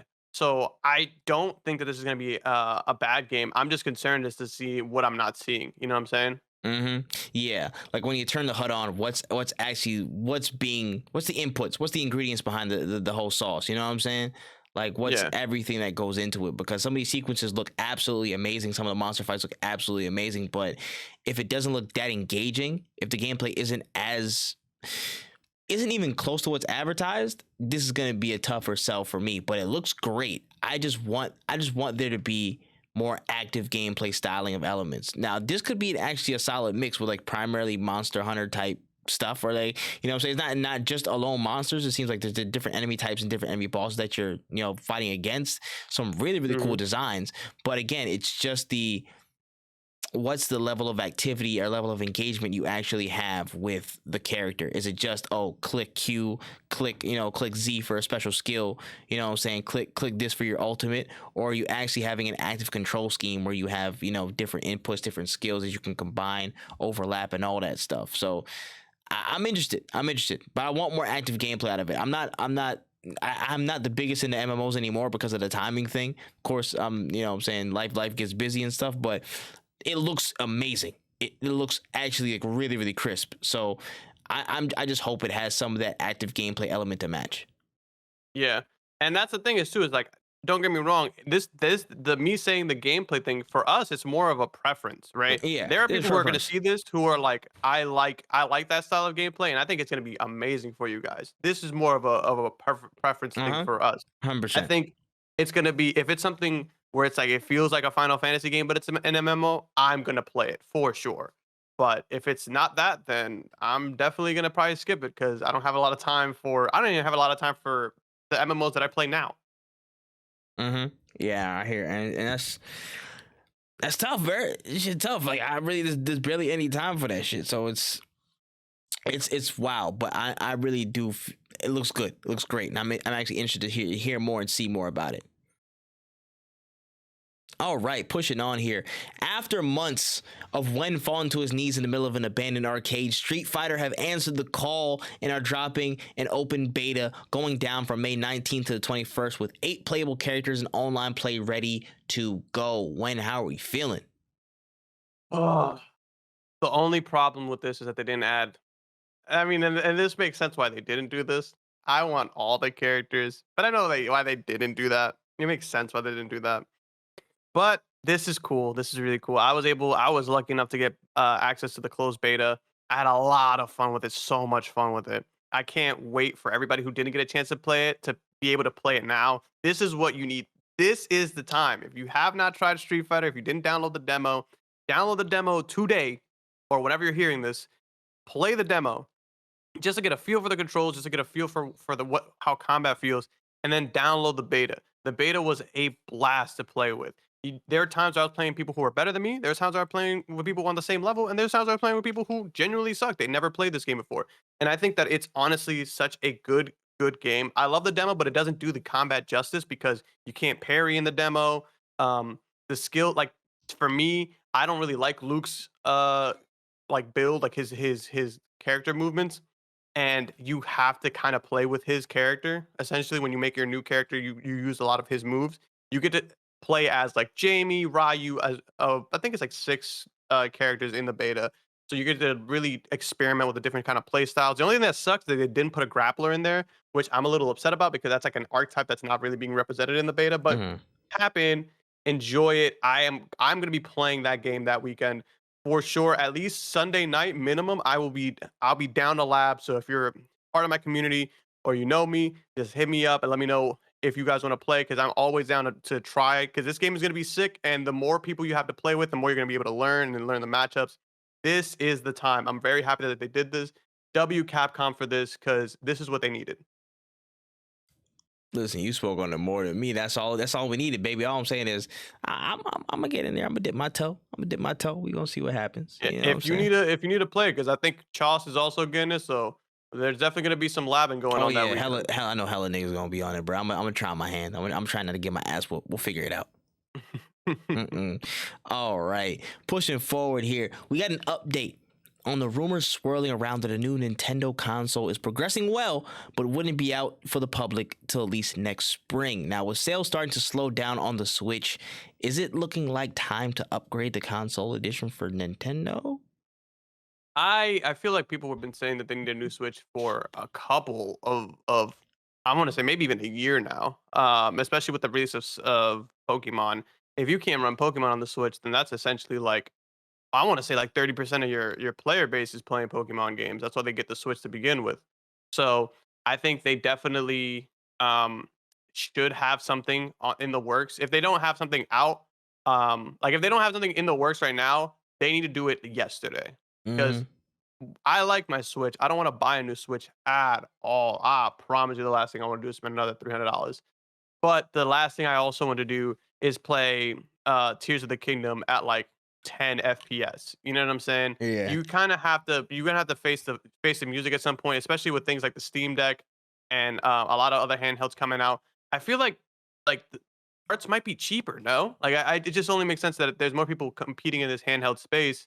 Certain things that you would need or components that you would need to build a handheld system might be easier to just be able to buy off of somebody who's already mass producing it. So hopefully we'll see. I would be excited for a Switch Pro, or if I saw somebody say this, this is not my idea, but if they don't name it the Super Nintendo Switch, it just wouldn't be. It would just be such a good idea to call it that because Mhm. it would just be like on brand. Like you had the Switch, and then you have the Super Nintendo Switch, the same way like the NES and the Super NES. You know what I'm saying? Mhm. It would be sick, but I think it's high time. Son, If not this year, yeah, then that was next swirling year. in my head, bro. I was like, bro, just make a Super Switch, bro. Just make a Super Switch. Yeah, Literally just make a Super Nintendo Switch, chill out. You know what I'm saying? Make some better what's it called? A better connection, better frame rate, better connection to monitors and stuff when you dock it. Um Change up the scheme a little bit. Make some more durable Joy-Cons, bro. yes, I'm scared to touch mine nowadays. I ain't gonna lie. That shit might disintegrate in my hands. Let's make yeah, some better designs there on that. And again, higher capacity for storage and stuff and just call it that. You know what I'm saying? Make up like a extra $100 markup or whatever if you want. And it's gonna sell like hotcakes again. Like sales are starting to slow down with the Switch. Son, it sold 125 million. It pushed 125 for a mhm, Switch. It's been 6 years, guys. Like, of course, it's gonna slow down. I yeah, think now because people are like still buying Switches like a crazy rate. But again, a lot of people have already bought the Switches that were gonna buy Switches, but now they're waiting on the yeah, next thing. So it's just like, hey, you don't even have to find a new gimmick. You do not have to find a new gimmick. Just upgrade the capacity on the Switch now, and I think you guys are already set. You guys are golden. yeah. Because when you think about it, like think of all your friends who play video games. How many of them don't own a Switch? It's gotten to the point where people are now selling their Switches as opposed to like Mm-hmm. buying new ones. Like you guys need to tighten up. Yeah, no, dead ass. But I'm unfortunately gonna have to make that purchase, bro. My money. Mm. God damn it. GameStop always buys the old one. Nah, you're right. Yeah, you got a point. I'm gonna take it. Anyways, moving forward. Speaking of you know what I'm saying, buying. Are we buying the hype that is Starfield? We mentioned it earlier, but it's back again. We have some details via the ESRB rating system that have dropped, giving a little bit more insight into the game, what we might see, including some description of your character assuming the role of a miner, finding artifacts in the galaxy, a mix of human, robot, and alien enemies, sex confirmed in the game. Shout out to all the losers that were, you know what I'm saying, overexcited about this. A fictional drug called Aurora that's being prominently featured in the game, having in-game purchases as well, and a full M rating. So thoughts on what we're starting to gather from Starfield and anything that might stand out from that? I think people who are like, yeah, sex in video games is kind of that's something. Like I'm not gonna say nothing. I've never I'm gonna seen be them close nice. before. Like I'm gonna be nice, but they're gonna be like I won't. Y'all what begging it. Y'all begging it. like it's weird. Like nah, it's weird. I Don't can't get over that. I'm trying to address everything else, but don't it's hard not to laugh talk because it's just like, bro, it's gonna be talk like a to the elephant cutscene. first. Take the elephant You know out what I'm first. Like, why do y'all? Who was sitting here like, oh, thank God, Steam has games where you could do that now. You know what I'm saying? Like, you could go buy that. Stop trying to like finesse it. Stop trying to be like, I'm not weird. I don't pay for porn games, but you know, I like it when my games let me have sex. Like that, bro. The nerds want to consolidate their purchases. The dweebs want to consolidate their purchases, man. They want to have an all-in-one bundle. All right, yeah. Like, and man, I don't think this is gonna be as cool as y'all think it is. Like, it's gonna be like, oh, you're coming on to me. Then it's gonna fade to black, and then it's gonna fade to white, and then it's gonna go back in. The guy's like, that was great. Like, that's it. Yeah. Congratulations, bro.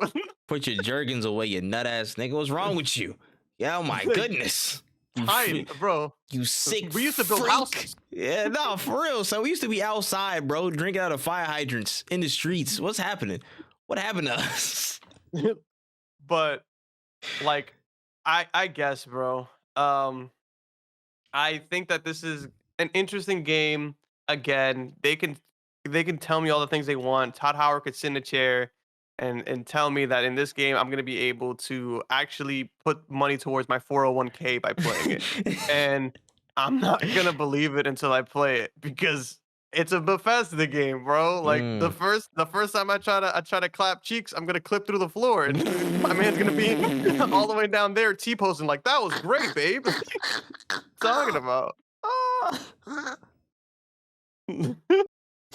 Son, oh my goodness. I don't know how to make heads or tails of this game, bro. I really don't at this point. Just show me the optimization rates. Not even the game. Just show me the optimization specifically at this stage. If you can show me a smooth 60 for 5 minutes of your tech demo, I'll be excited. But if not, yeah, chalk it. Show me that the game doesn't look like it's in various shades of gray. Like, that's what I want. 50 shades of Starfield, bro. That's insane. That's basically insane. what it looks like. That's wild, bro. Fight back, please. Give us some color. Throw it in MS Paint if you need to, man. Give us some tints.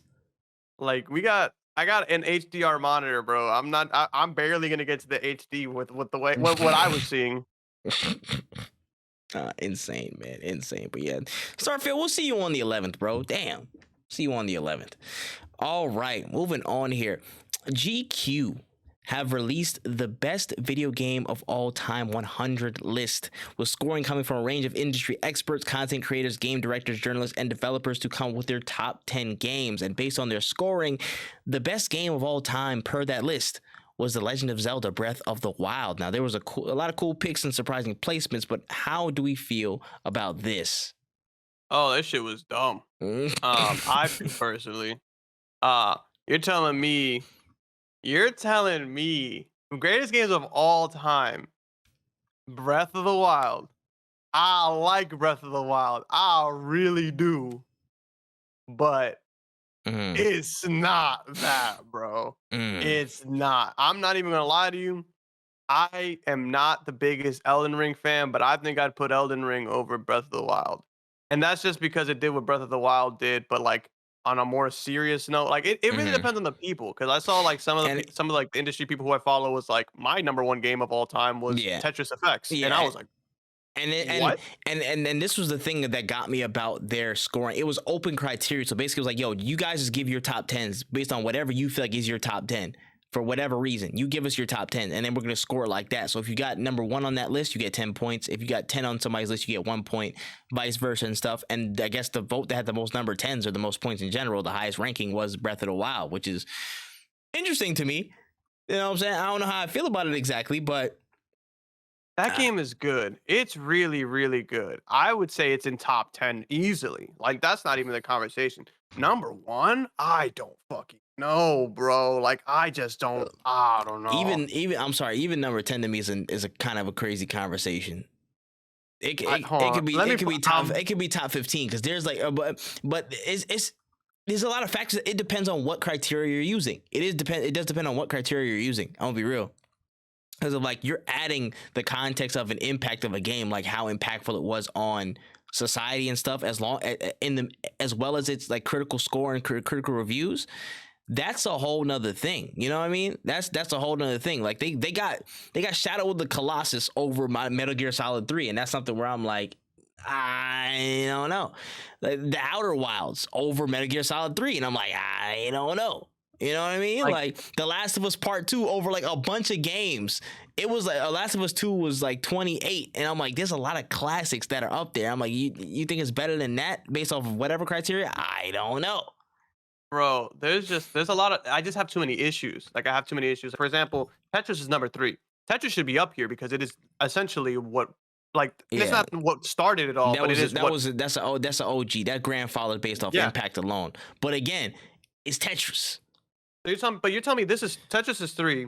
Bloodborne is 4. How is now that's where I had a slight problem. That's where I had a slight problem. I ain't gonna lie. I'm not even the biggest FromSoft person, but I'm gonna be real. The impact that Elden Ring had and probably will have in years to come, you could easily swap that out of the list. I'm gonna call it early. I'm an early mover. Yeah, Bloodborne wasn't doing what Elden Ring was doing. You can call it like that. Do what you got to do. It is that.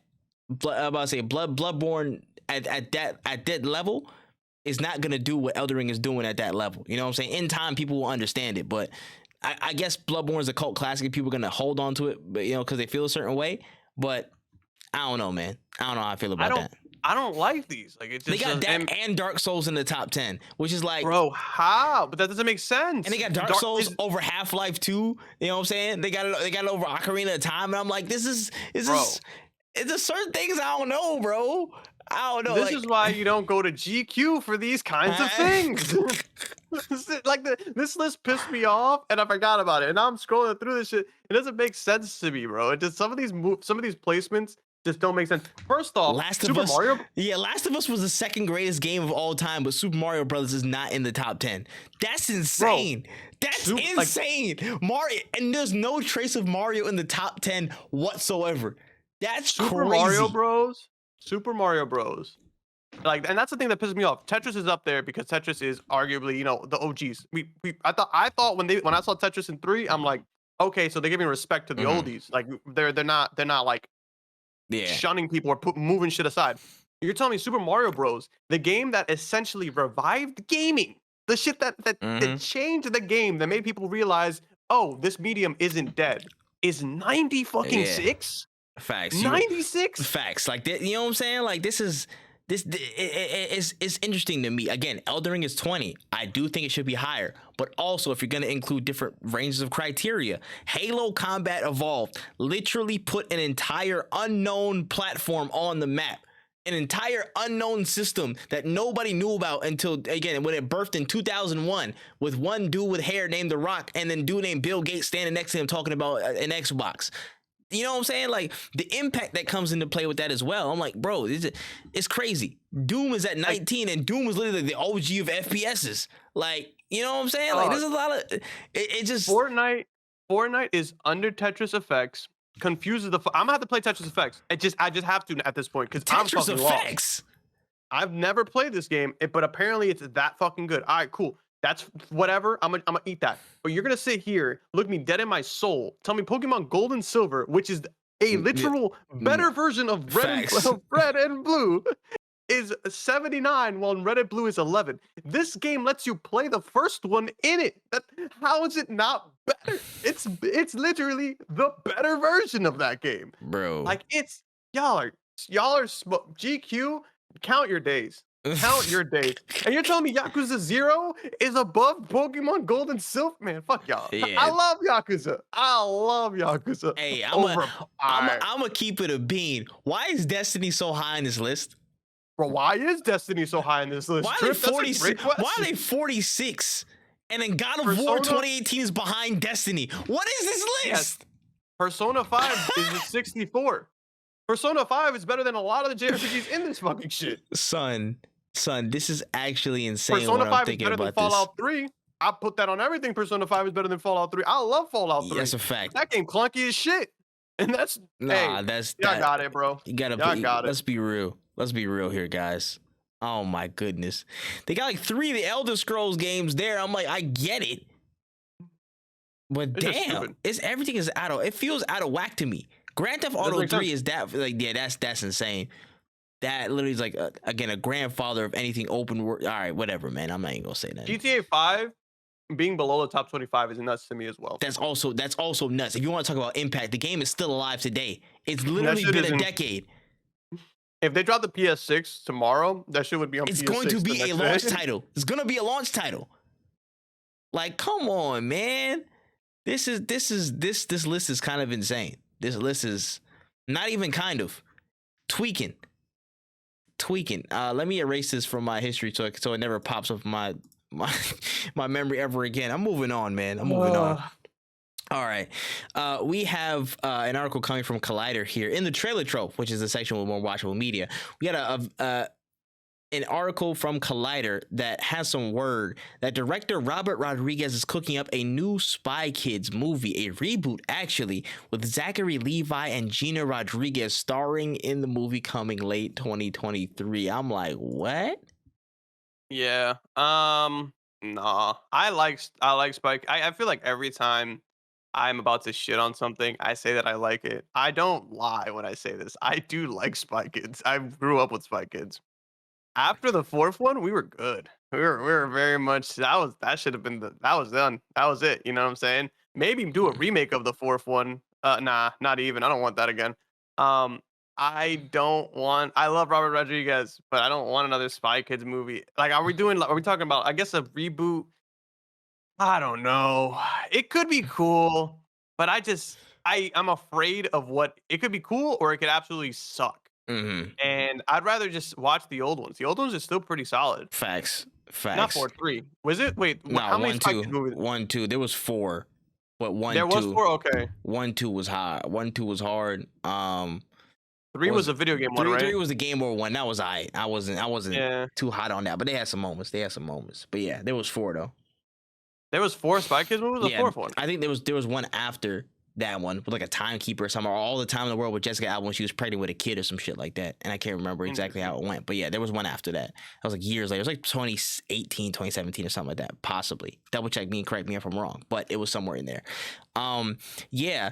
Again, Spy Kids is typically a kid's thing, so I'm not going to be too bent up out of shape over the reboot. But what I'm tripped up over here is, pun intended.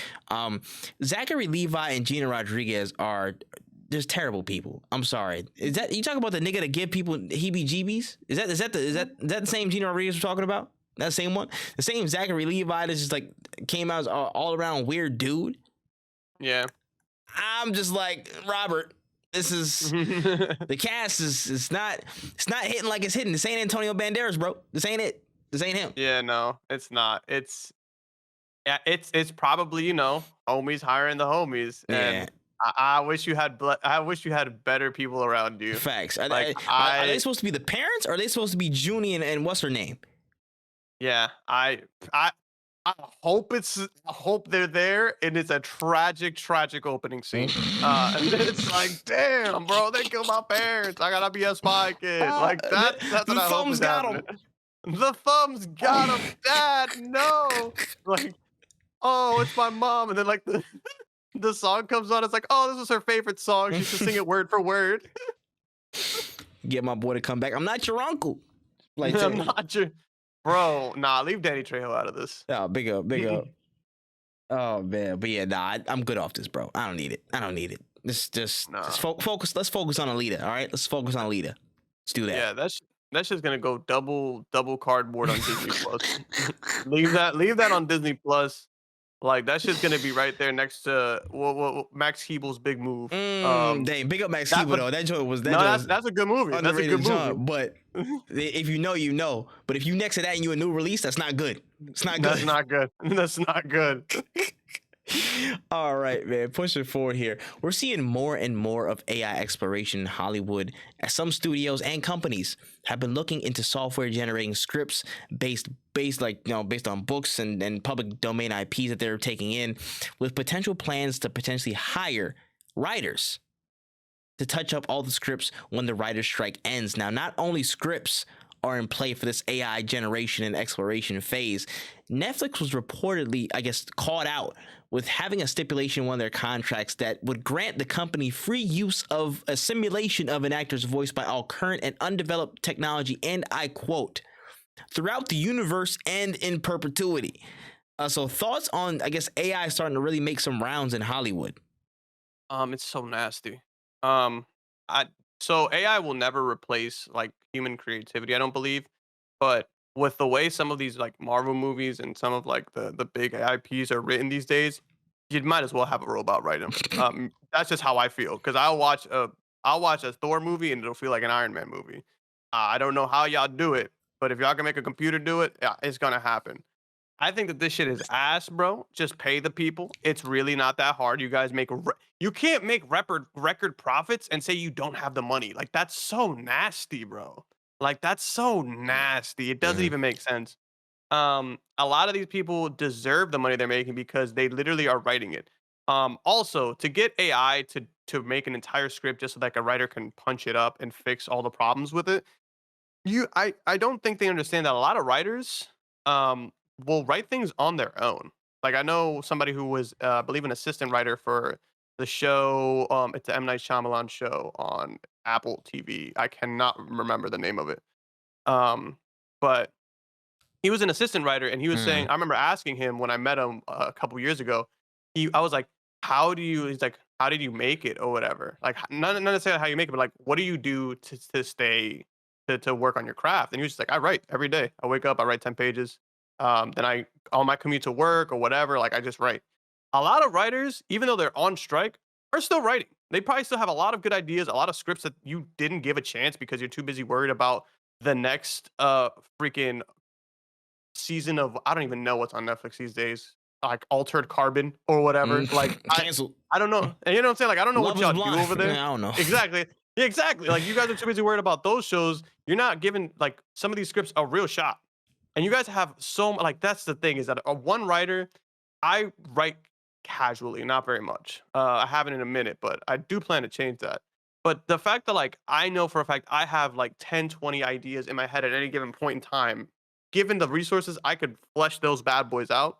The fact that you can't just give some of the writers you know and communicate, talk to every day who have already proven their ability, like money or the time or anything just to let them be creative and do them, you guys just don't want to succeed. Hmm. Yeah. Uh, this is the particularly sick thing I found out about this when I was looking at it. You guys want to build the AI scripts, and you just want you probably want writers to come in and touch up those scripts for most likely less pay than actually writing an entire script out and then just moving them to the side and just executing on that. And I'm like, that's such bullshit. This is literally one Yeah. of the things that they said. That's what that's part of the reason why they're striking today. That's part of the reason why they're striking right now. You guys want to usurp one of the most vital parts of the creative process for productions in Hollywood, productions anywhere, the writers. The people who, you know what I'm saying, put their pen to paper and make things come to life. They bring things to life, make it from simple words to actual, again, just monologues, soliloquies, all this crazy shit you see online. Some of the best scenes you've ever been across the screen from in movies and TV and all that stuff. 99.99% of the time they were written. And if they weren't written, they were probably ad-libbed off of something that was written. So the inspiration is the basis of the bottom of that. And if you want to just take that and just, completely replace that, that's soulless, bro. It's just like, yo, they deserve their money, bro. And I hope all the producers in Hollywood and all that stuff like that, they cough up every dime that's owed to the writers, because I'm not dealing with shitty shows anymore, guys. I'm just gonna go watch the old ones. I'm not gonna watch any of your new shit. I promise. If you don't give the writers what they want. And I think a lot of people will probably be the same sentiment, to be real. And as for It's just go ahead. no, I was gonna say like it just I think where this all comes from is that like a lot of these like companies that are doing this, like a lot of like the execs who decide on this are like they think that these writers are replaceable because like they see their jobs as replaceable. Like we don't need motherfuckers with money saying no to people. Like I could do that for free. Like Facts. just let me. I could take your job. These writers have actual creativity. You do not. Mm-hmm. Stop it. Facts. You do not do shit, bro. I promise you. You trying to keep you just trying to keep a graph green. What type of stupid shit is that? You trying to keep a graph green? You're not bringing down to life. You just line up pockets, bro. Shut your ass up. And you want to try and come take my voice for the rest of eternity if I sign on for one movie? Hold my testicles in each of your eye sockets. We're not doing that. We're not doing that, guys. Bro, it's absurd, bro. Like you're so nasty, bro. Because like I could get an Excel spreadsheet to do your job, but the people who are actually out here with talent, working on this talent for years, you're telling them like, nah, I'm gonna just get a computer to do it, man. Man, fuck you. Facts. Let's keep striking. Keep striking, bro. That's all I'm saying. Doing crazy. I've been striking for years, allegedly. But yeah. Oh, we'll see what it is, man. But keep that AI shit out of Hollywood writers, writing in and voice acting and all that stuff, man. Keep that AI shit out. All right. Well, on to the main story here. A really big interview was basically cast out to the masses over the past week from Phil Spencer on the Kind of Funny Xcast, as he was in the weeds, in the firing line, answering questions about Redfall, the failure to meet expectations over the past 12 months, as well as a big look at what's in store for the Green brand, so to speak. And a big point that I noticed that Phil Spencer was talking about in that interview was how, the Xbox One generation was basically the worst one to lose for them as digital libraries got built up for competition, and they basically just couldn't keep up.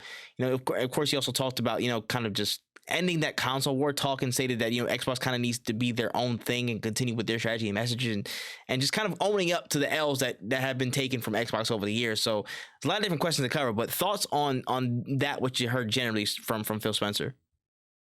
I think no matter Sony, Xbox, whatever fanboy you decide to be a part of, no matter, bro. Shout outs to Phil fucking Spencer. Facts. Because he did something not a lot of people would do. Facts. Like, he said, I'm going to get on here. I'm going to address the public for this video game not being good. You saw what happened when Nintendo dropped Pokemon and it sucked. Mm-hmm. Remember how we all were like, this sucks? Mm-hmm. Yeah. They didn't do a thing. They didn't even say we're dropping an emergency patch. They were just like, yo, if you can't play it, bro, that's tough. This man said, I'm gonna go on this podcast, talk to, because he knows the people who listen to the Xcast, they're people who play Xbox games. Yeah, I am going to address the public, the my people, and I'm gonna keep it a buck with y'all. It didn't go out the way we wanted it to. That's on me. I'm taking full responsibility. Like, bro, you don't get that from nobody. Facts. Especially in this game. Like, people, Sony would never. Well, I can't speak for Jim Ryan, but I could not. Sony, like Jim Ryan, maybe 90% of them could never. 90% sure could never. I couldn't imagine. They would I couldn't not do imagine it. Jim Ryan being like, I'm gonna get on the thing today. Like, that literally happened the second day. Like, it was literally like, game comes out, bad review. They were like, oh, I thought you were gonna cancel. He's like, nah, I'm here. What's up? Let's talk about it. Like, that's crazy to me. That's so insane. You gotta give credit where credit is due. That's unheard of in gaming in general. From a big company, a big studio at all, to be in the firing line in public like that and take those head on and embrace that is very, very, very, dare I say, unique in the gaming industry. Almost incredibly distinct. Yeah. I haven't really seen something like that in a long time, especially from something of this scale from one of the big brands like that. Xbox, Nintendo, Sony. You know what I'm saying? Like, they came out like, hey, we're right in the fire line, fire away. We know we disappointed. And the one thing I really liked about this interview, again, with the transparency, was just he outlined the actual process of what he was seeing from his level. And again, there was some really pointed and direct questions from, Paris and the whole crew on that side. So kudos to them. They did really good with the questioning and being direct with that. But he didn't shy away from any of those questions from what I saw. He really provided some good reasoning to why he thought there was a bit of disappointment on that side, and gave us some insight into their process too. He was talking about how for this Redfall situation, a lot of the transparency on it was based around, again, what are they actually looking at? What does the Xbox side even look at when, Redfall's making a game like that, and how did they even manage it?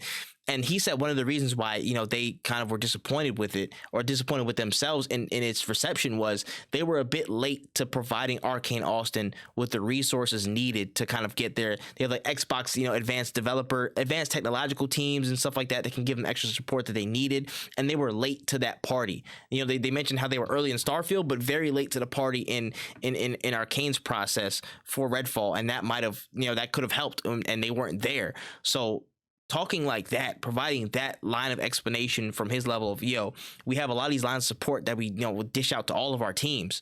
and we just were late to the party. We're too late on the ball to get there, and that's what caused some of that friction, some of that, you know, I guess just not discord, but just some of the downturn of the reception and how it came out. And again, he kind of gave more reasoning on why they delay games, and it wasn't necessarily. I do feel like some of it is business related, but I feel like there's a lot more leeway. You know, he likes to give to certain studios, or just most of his studios, because of the actual creative process and the creative vision. Is like, okay, if you can, he basically described it as, if you can see what your goal was, what your vision was for this game, if you can feel it in the game experience, then I think it's good to go. You know, for the most part, you know what I'm saying? It's not the perfect, you know what I'm saying? This there, you have to meet business expectations, but as long as that core is there, there should be something to go with. That's cool. And it was really nice to hear from his level what resources are available, how he coordinates and strategizes with teams and actually makes that a thing. But again, the level of openness to that conversation, and again, he was standing 10 toes down. Jim Ryan don't do that. I'm sorry. The Nintendo folks, they not even gonna say a word to y'all. Y'all be lucky if y'all get a post about certain things, bro. Y'all lucky if you get a tweet or a twit longer. You might not even get half a tweet itself. It's done. Yeah. So the unfortunate situation, I guess the unfortunate outcome of this, I rate Xbox so much for their level of transparency nowadays. But the unfortunate thing about it is that it wins so little points in the grand scheme of things. To me, it does win a lot of points because it's a brand that I can actually, you know what I'm saying, align within the level of transparency and being clear in what you want and knowing when, hey, being outright and saying, hey, we didn't hit that mark, but we're going to keep going. We didn't hit that mark. But to the people, it's about the core, and we'll definitely talk about that at, you know, towards the end of this conversation. But he also again talked about the Xbox One generations. He plain up said, yo, we lost that console war. We lost it. There is no war because people are so embedded, you know what I'm saying? PlayStation's embedded in what they do, and Nintendo's embedded in what they do, and now we have to do something different. So how did you feel about his stance on, you know, again, the last generation going into this one and them playing, I guess, not necessarily catch up, but trying to find their own way? I mean, it makes sense, bro. He's just telling you the truth. Like, that's the biggest, that right there should have been the end of the console wars, essentially. Because, like, there's no coming back from my man being like, yo, there's no war to be had because we can't win it. Like, at the end of the day, he's absolutely 1000% correct.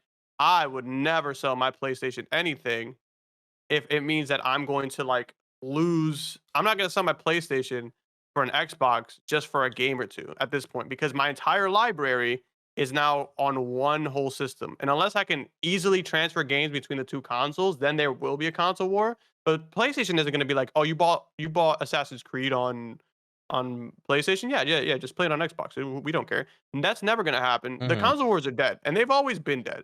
But a lot of people don't realize that because they want something to brag about, I guess. Like, I don't know why we're still here in 2023 talking about a video game console. Like, they're not impressive.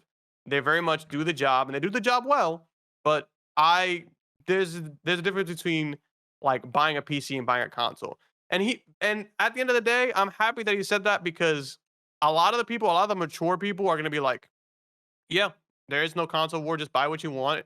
And a lot of other people are going to be like, oh, Jim Ryan, like, this looks weak. I saw somebody say that, like, oh, this is so weak from Jim Ryan to say something like this. Like, bro, it's true.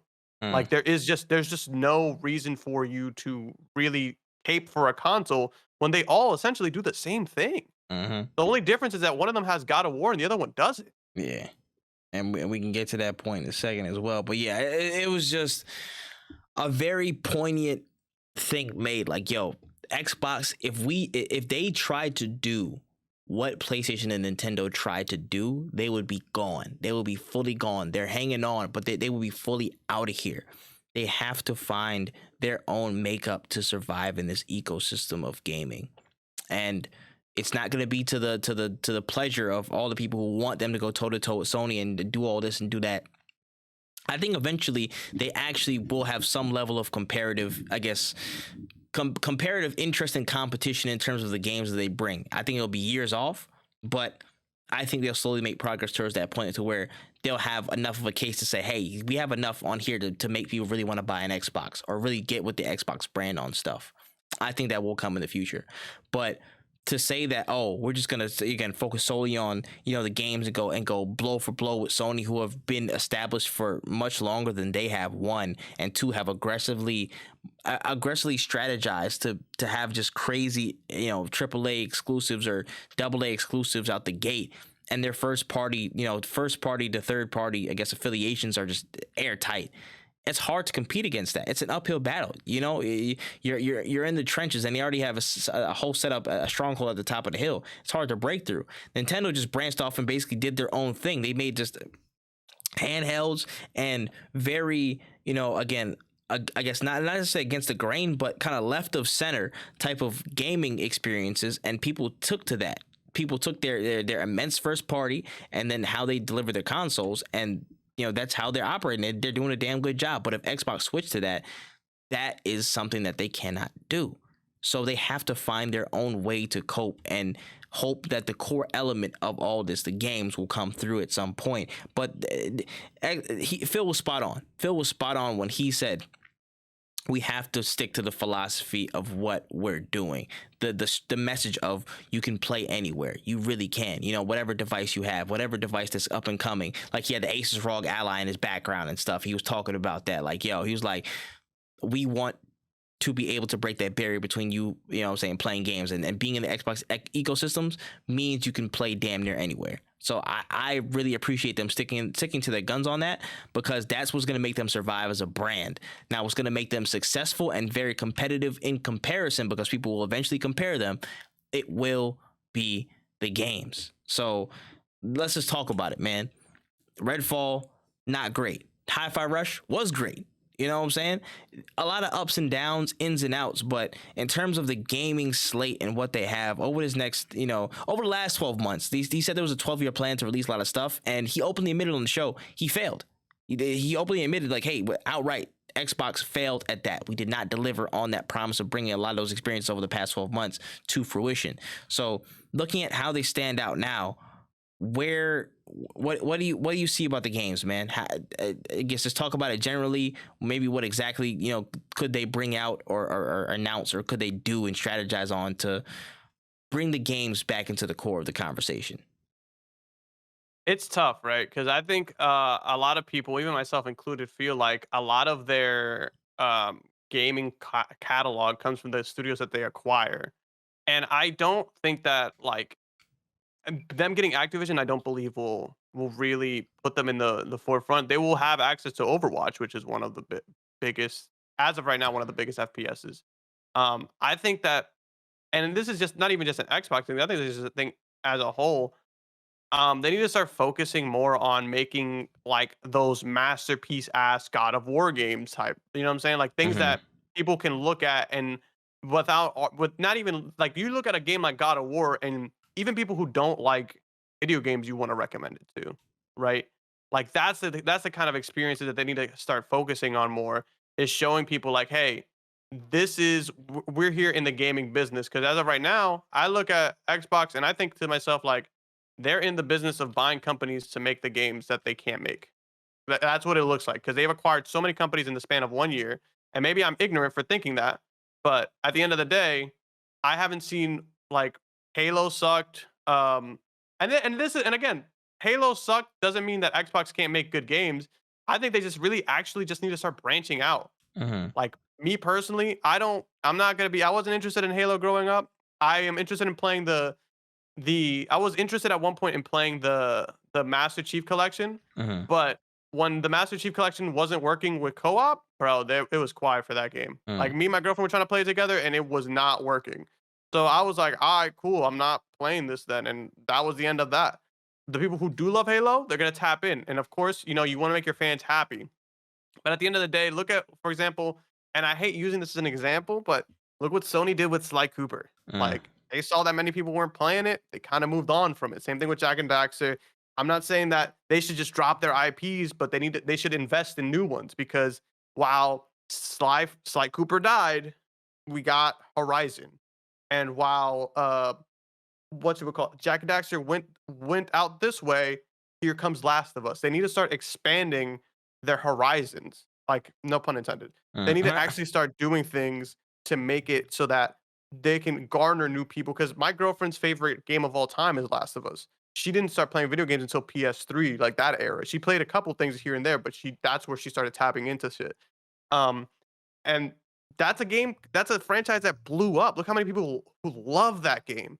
That they would never have had that if they kept trying to make Jack and Daxter games. They need to start taking bigger risks. They're not taking risks. They're just acquiring people who could do a job. But at the end of the day, if I'm getting acquired as Activision, whatever happens to my game, if it sucks or if it doesn't matter to me because that's not my money I'm wasting. I'm wasting Xbox's money. So they need to go into the studios that they're doing with right now, be like, yo, we're tying this shit up. Everything's gonna be on 10 from now on. We're not dropping another Redfall. We're gonna make sure that every single game is good and has a high quality, and we're also gonna start investing in new IPs, new things, trying out with new stories. Yeah. And that's the missing ingredient, really, at the end of the day. We've been here for the past few months, and we've done nothing but praise Xbox for the job that they've been doing overall with how they've remarketed themselves, how they've, again, reimagined themselves and applied themselves into the gaming market with the level of transparency, with the level of strategy and execution with the Xbox Game Pass and those related services. Incredible turnaround for how they're setting themselves up in an ecosystem type of sense. But they said it on the podcast, and I think we've said it a couple times here as well. At the end of the day, you can wipe all that shit away. It's about the games. It's about the games. At the end of the day, the people won't remember, half the time people barely going to remember what controller they're playing on or what thing it's going to be. They're going to remember the games that were attached with it. You know what I'm saying? And for Xbox, they've been second or third fiddle to all the major, all the major players. They've been taking the bronze for some of these major experiences over the past couple of years. And that's the crux of all of this. No matter how good Game Pass is, if you don't have fire titles to entice people to come to the Xbox brand, Xbox Game Pass can only go so far. You know what I'm saying? You can get this thing day one, cool. But if that's the best you got, you know what I'm saying? If the best you got right now is on Xbox Game Pass for that, cool, I'll play it. You know what I'm saying? Get a little cheap joint on it. But then what else am I going to do? What's keeping me on the Xbox side after, you know what I'm saying, outside of the Game Pass? Because I will tell you this. As much as Game Pass is such a great value in gaming, you got to have some blockbuster things in the tuck to substantiate. Do I want to stay on Game Pass? Is that going to come to Game Pass? Because that's hot. That's hot. I want to know if that's coming to Game Pass. You know what I'm saying? Like, and not just for that, but in general, for their brand, they need to tap back into the 360 era, man. Like, I'm not saying in terms of IP, but just in terms of that level of variety, and just they were going bomb after bomb after bomb in the 360 era. And you can quote me on that. They were going bomb for bomb. That was a ridiculous era where they just innovation was flowing. You had everything coming from everywhere. You had the Fables. You had, you know what I'm saying, like damn near everything. It was so many different things that popped out during that era. The Gears, the Halos, all that stuff. It was full force on all fronts. State of Decays, like too many games for that 360 era. Fantastic stuff. And I was very, very happy that I got, you know what I'm saying, that I got an Xbox 360 when I did. You know what I'm saying? Like, screw Lizard Squad. But still, it was still such a great time because there was so many great games to get into. Some that I didn't even know I was going to have so much fun with. But I feel like that kind of took a downturn. And, you know what I'm saying, for a long time, Game Pass has been great, and it's good to have that access back to a vast library of stuff. But when you start hitting that wall without stellar game experiences that can, again, justify your existence as a platform, that's where you start to go wrong. That's where you have to hone in on. It's always, at the end of the day, it's always about the games, man.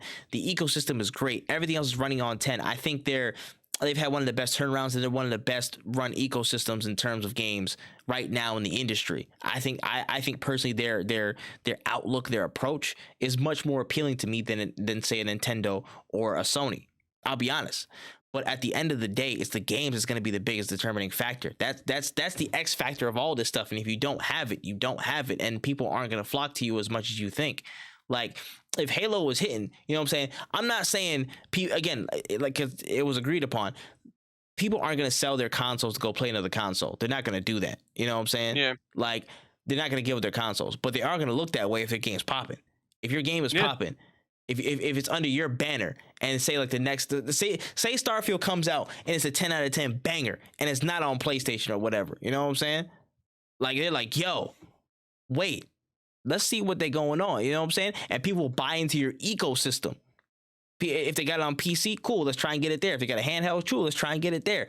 You need the anchor to really stake your claim as a viable contender. And I'm not saying nothing that Phil Spencer don't already know. He knows this. He said this in the interview. He knows what he needs to do to make Xbox viable.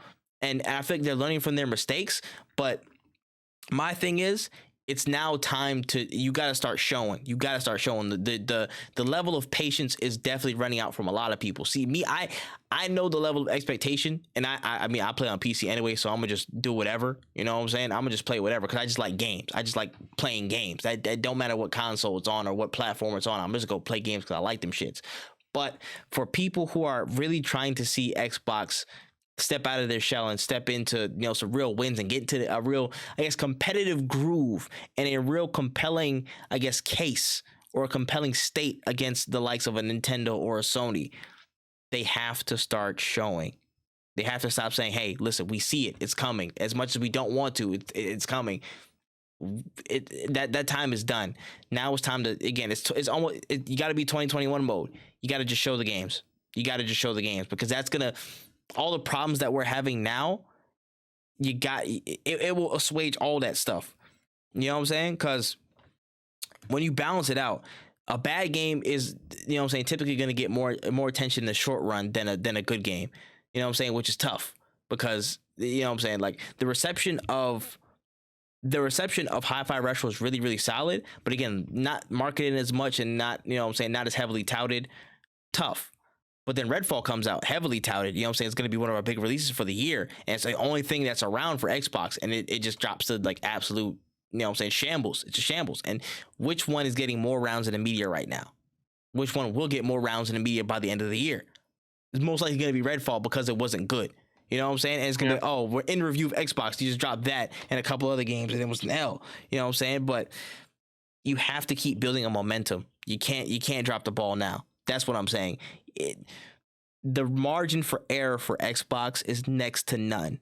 Now is the time for execution, patience, even more transparency, and just going for it. You got to push the envelope on everything. Even my damn phone say you got to push the envelope on everything, man. You say yeah, yeah. Like, so you got to go for it. That's the only thing I have to say for Xbox, man. I believe Xbox can make a turnaround and really, really push for some dope experiences again. I believe that, but it's just gonna take time. It's gonna take balls from a lot of them, and this is irrespective of what's it called, the Activision shit, because that'll come down the line. You have enough in the tank to be a competitive, compelling platform. Without that, it's time to just start really, really bringing it out and showing.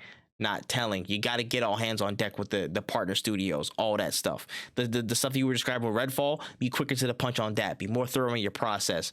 For the internal reviews and mock scores, do them twice, do them 3 times. Bring them to other group testers, probably some other external parties. You got to do what you got to do because your margin of error is low, I believe.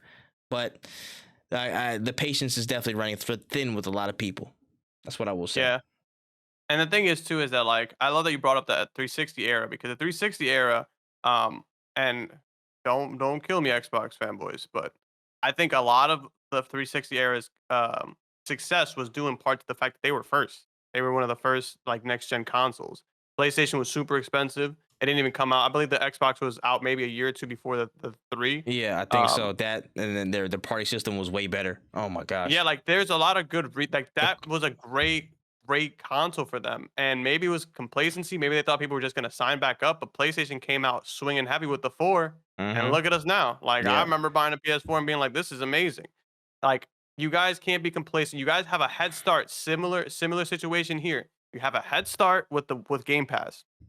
You guys can literally blow Sony out of the water. You can be the video game service, period. You can be the what Netflix was at one point.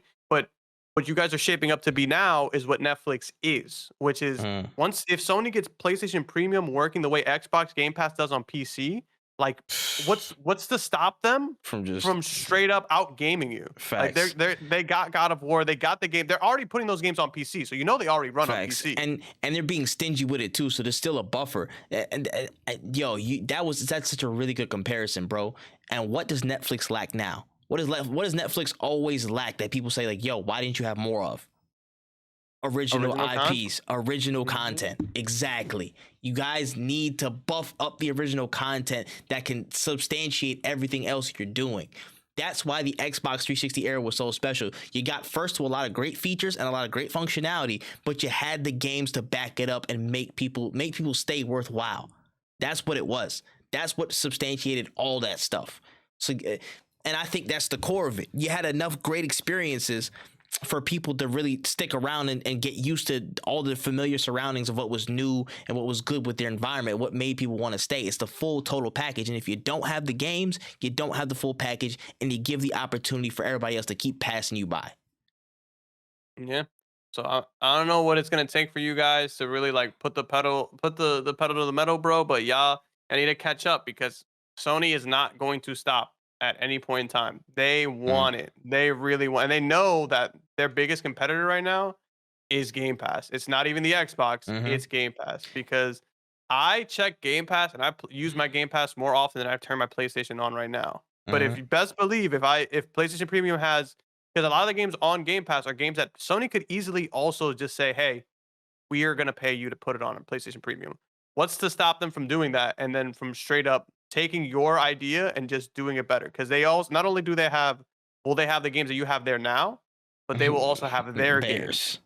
Yeah, and that's a tough thing to it's hard to compete with God of War, with Ratchet and Clank, with all these games as it is. And now you're gonna want to add like whatever you guys have on your thing on there. Like, I don't know, man. Y'all need to tighten up because you're losing this lead. The first party surge needs to be ironclad in the next 5 to 7 years.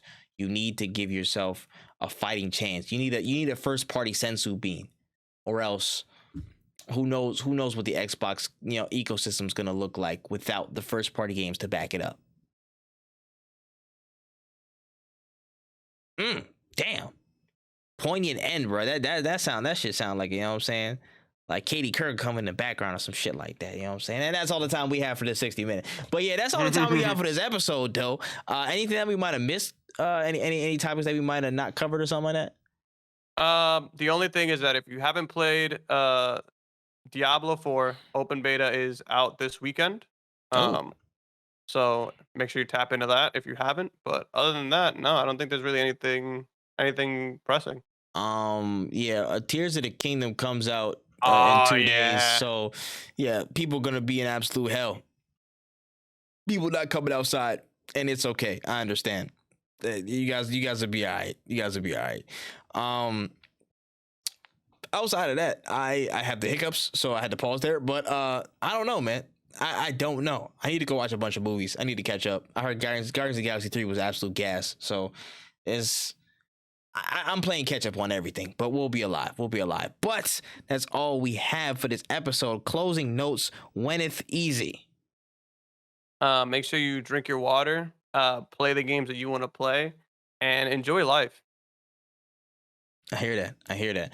My closing notes is definitely make sure whatever game you're playing, make sure they have an option for sex, because that clearly validates the existence of said game. Make sure that's in there. You know what I'm saying? Make sure you lock in, and make sure you rate this podcast 5 stars. Make sure you go to all these audio platforms where we're available, specifically and especially audio. What's it called? Spotify for podcasts and Apple Podcasts. Go type in No Cooldown. We should be right there.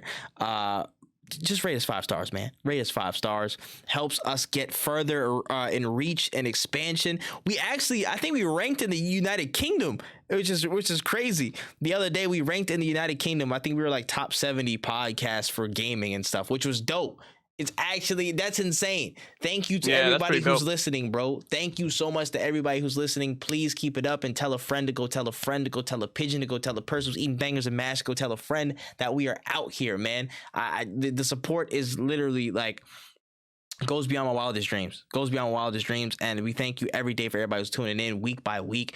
We're trying to keep it as consistent as possible. E3 season's coming soon, so it's gonna be a lot more content from us, and it's coming through, man. It's coming through. Definitely want to have some more guests on here as well, you know what I'm saying? But again, content's coming, so we appreciate you guys so much. Make sure you check us out on YouTube as well, youtube.com/@NoCooldown. You're gonna want to be subscribed because it's gonna be some content you're not gonna hear here be on there, so you make sure you check that out. Make sure you check out all my podcast partners and crimes channels, Botaku channel, WOTAKU channel, for some dope content on that side from One Easy on all of the platforms. Make sure you check him out, King VIII on all platforms. Check it out, especially on IG. Does a lot of great vlogging stuff, day in the life type things. Really cool. You know what I'm saying? Really cool dude. Check out that man Tripp on all stuff. I finally dropped a video on my personal YouTube. I'm back with the essays, so make sure you go check out my latest one, youtube.com/@thatmantripp. Just talked about E3 and how, you know, it impacted stuff. Go check that out. Without further ado, you know what I'm saying, that has been episode 67 of No Cooldown Podcast, and we are out of there.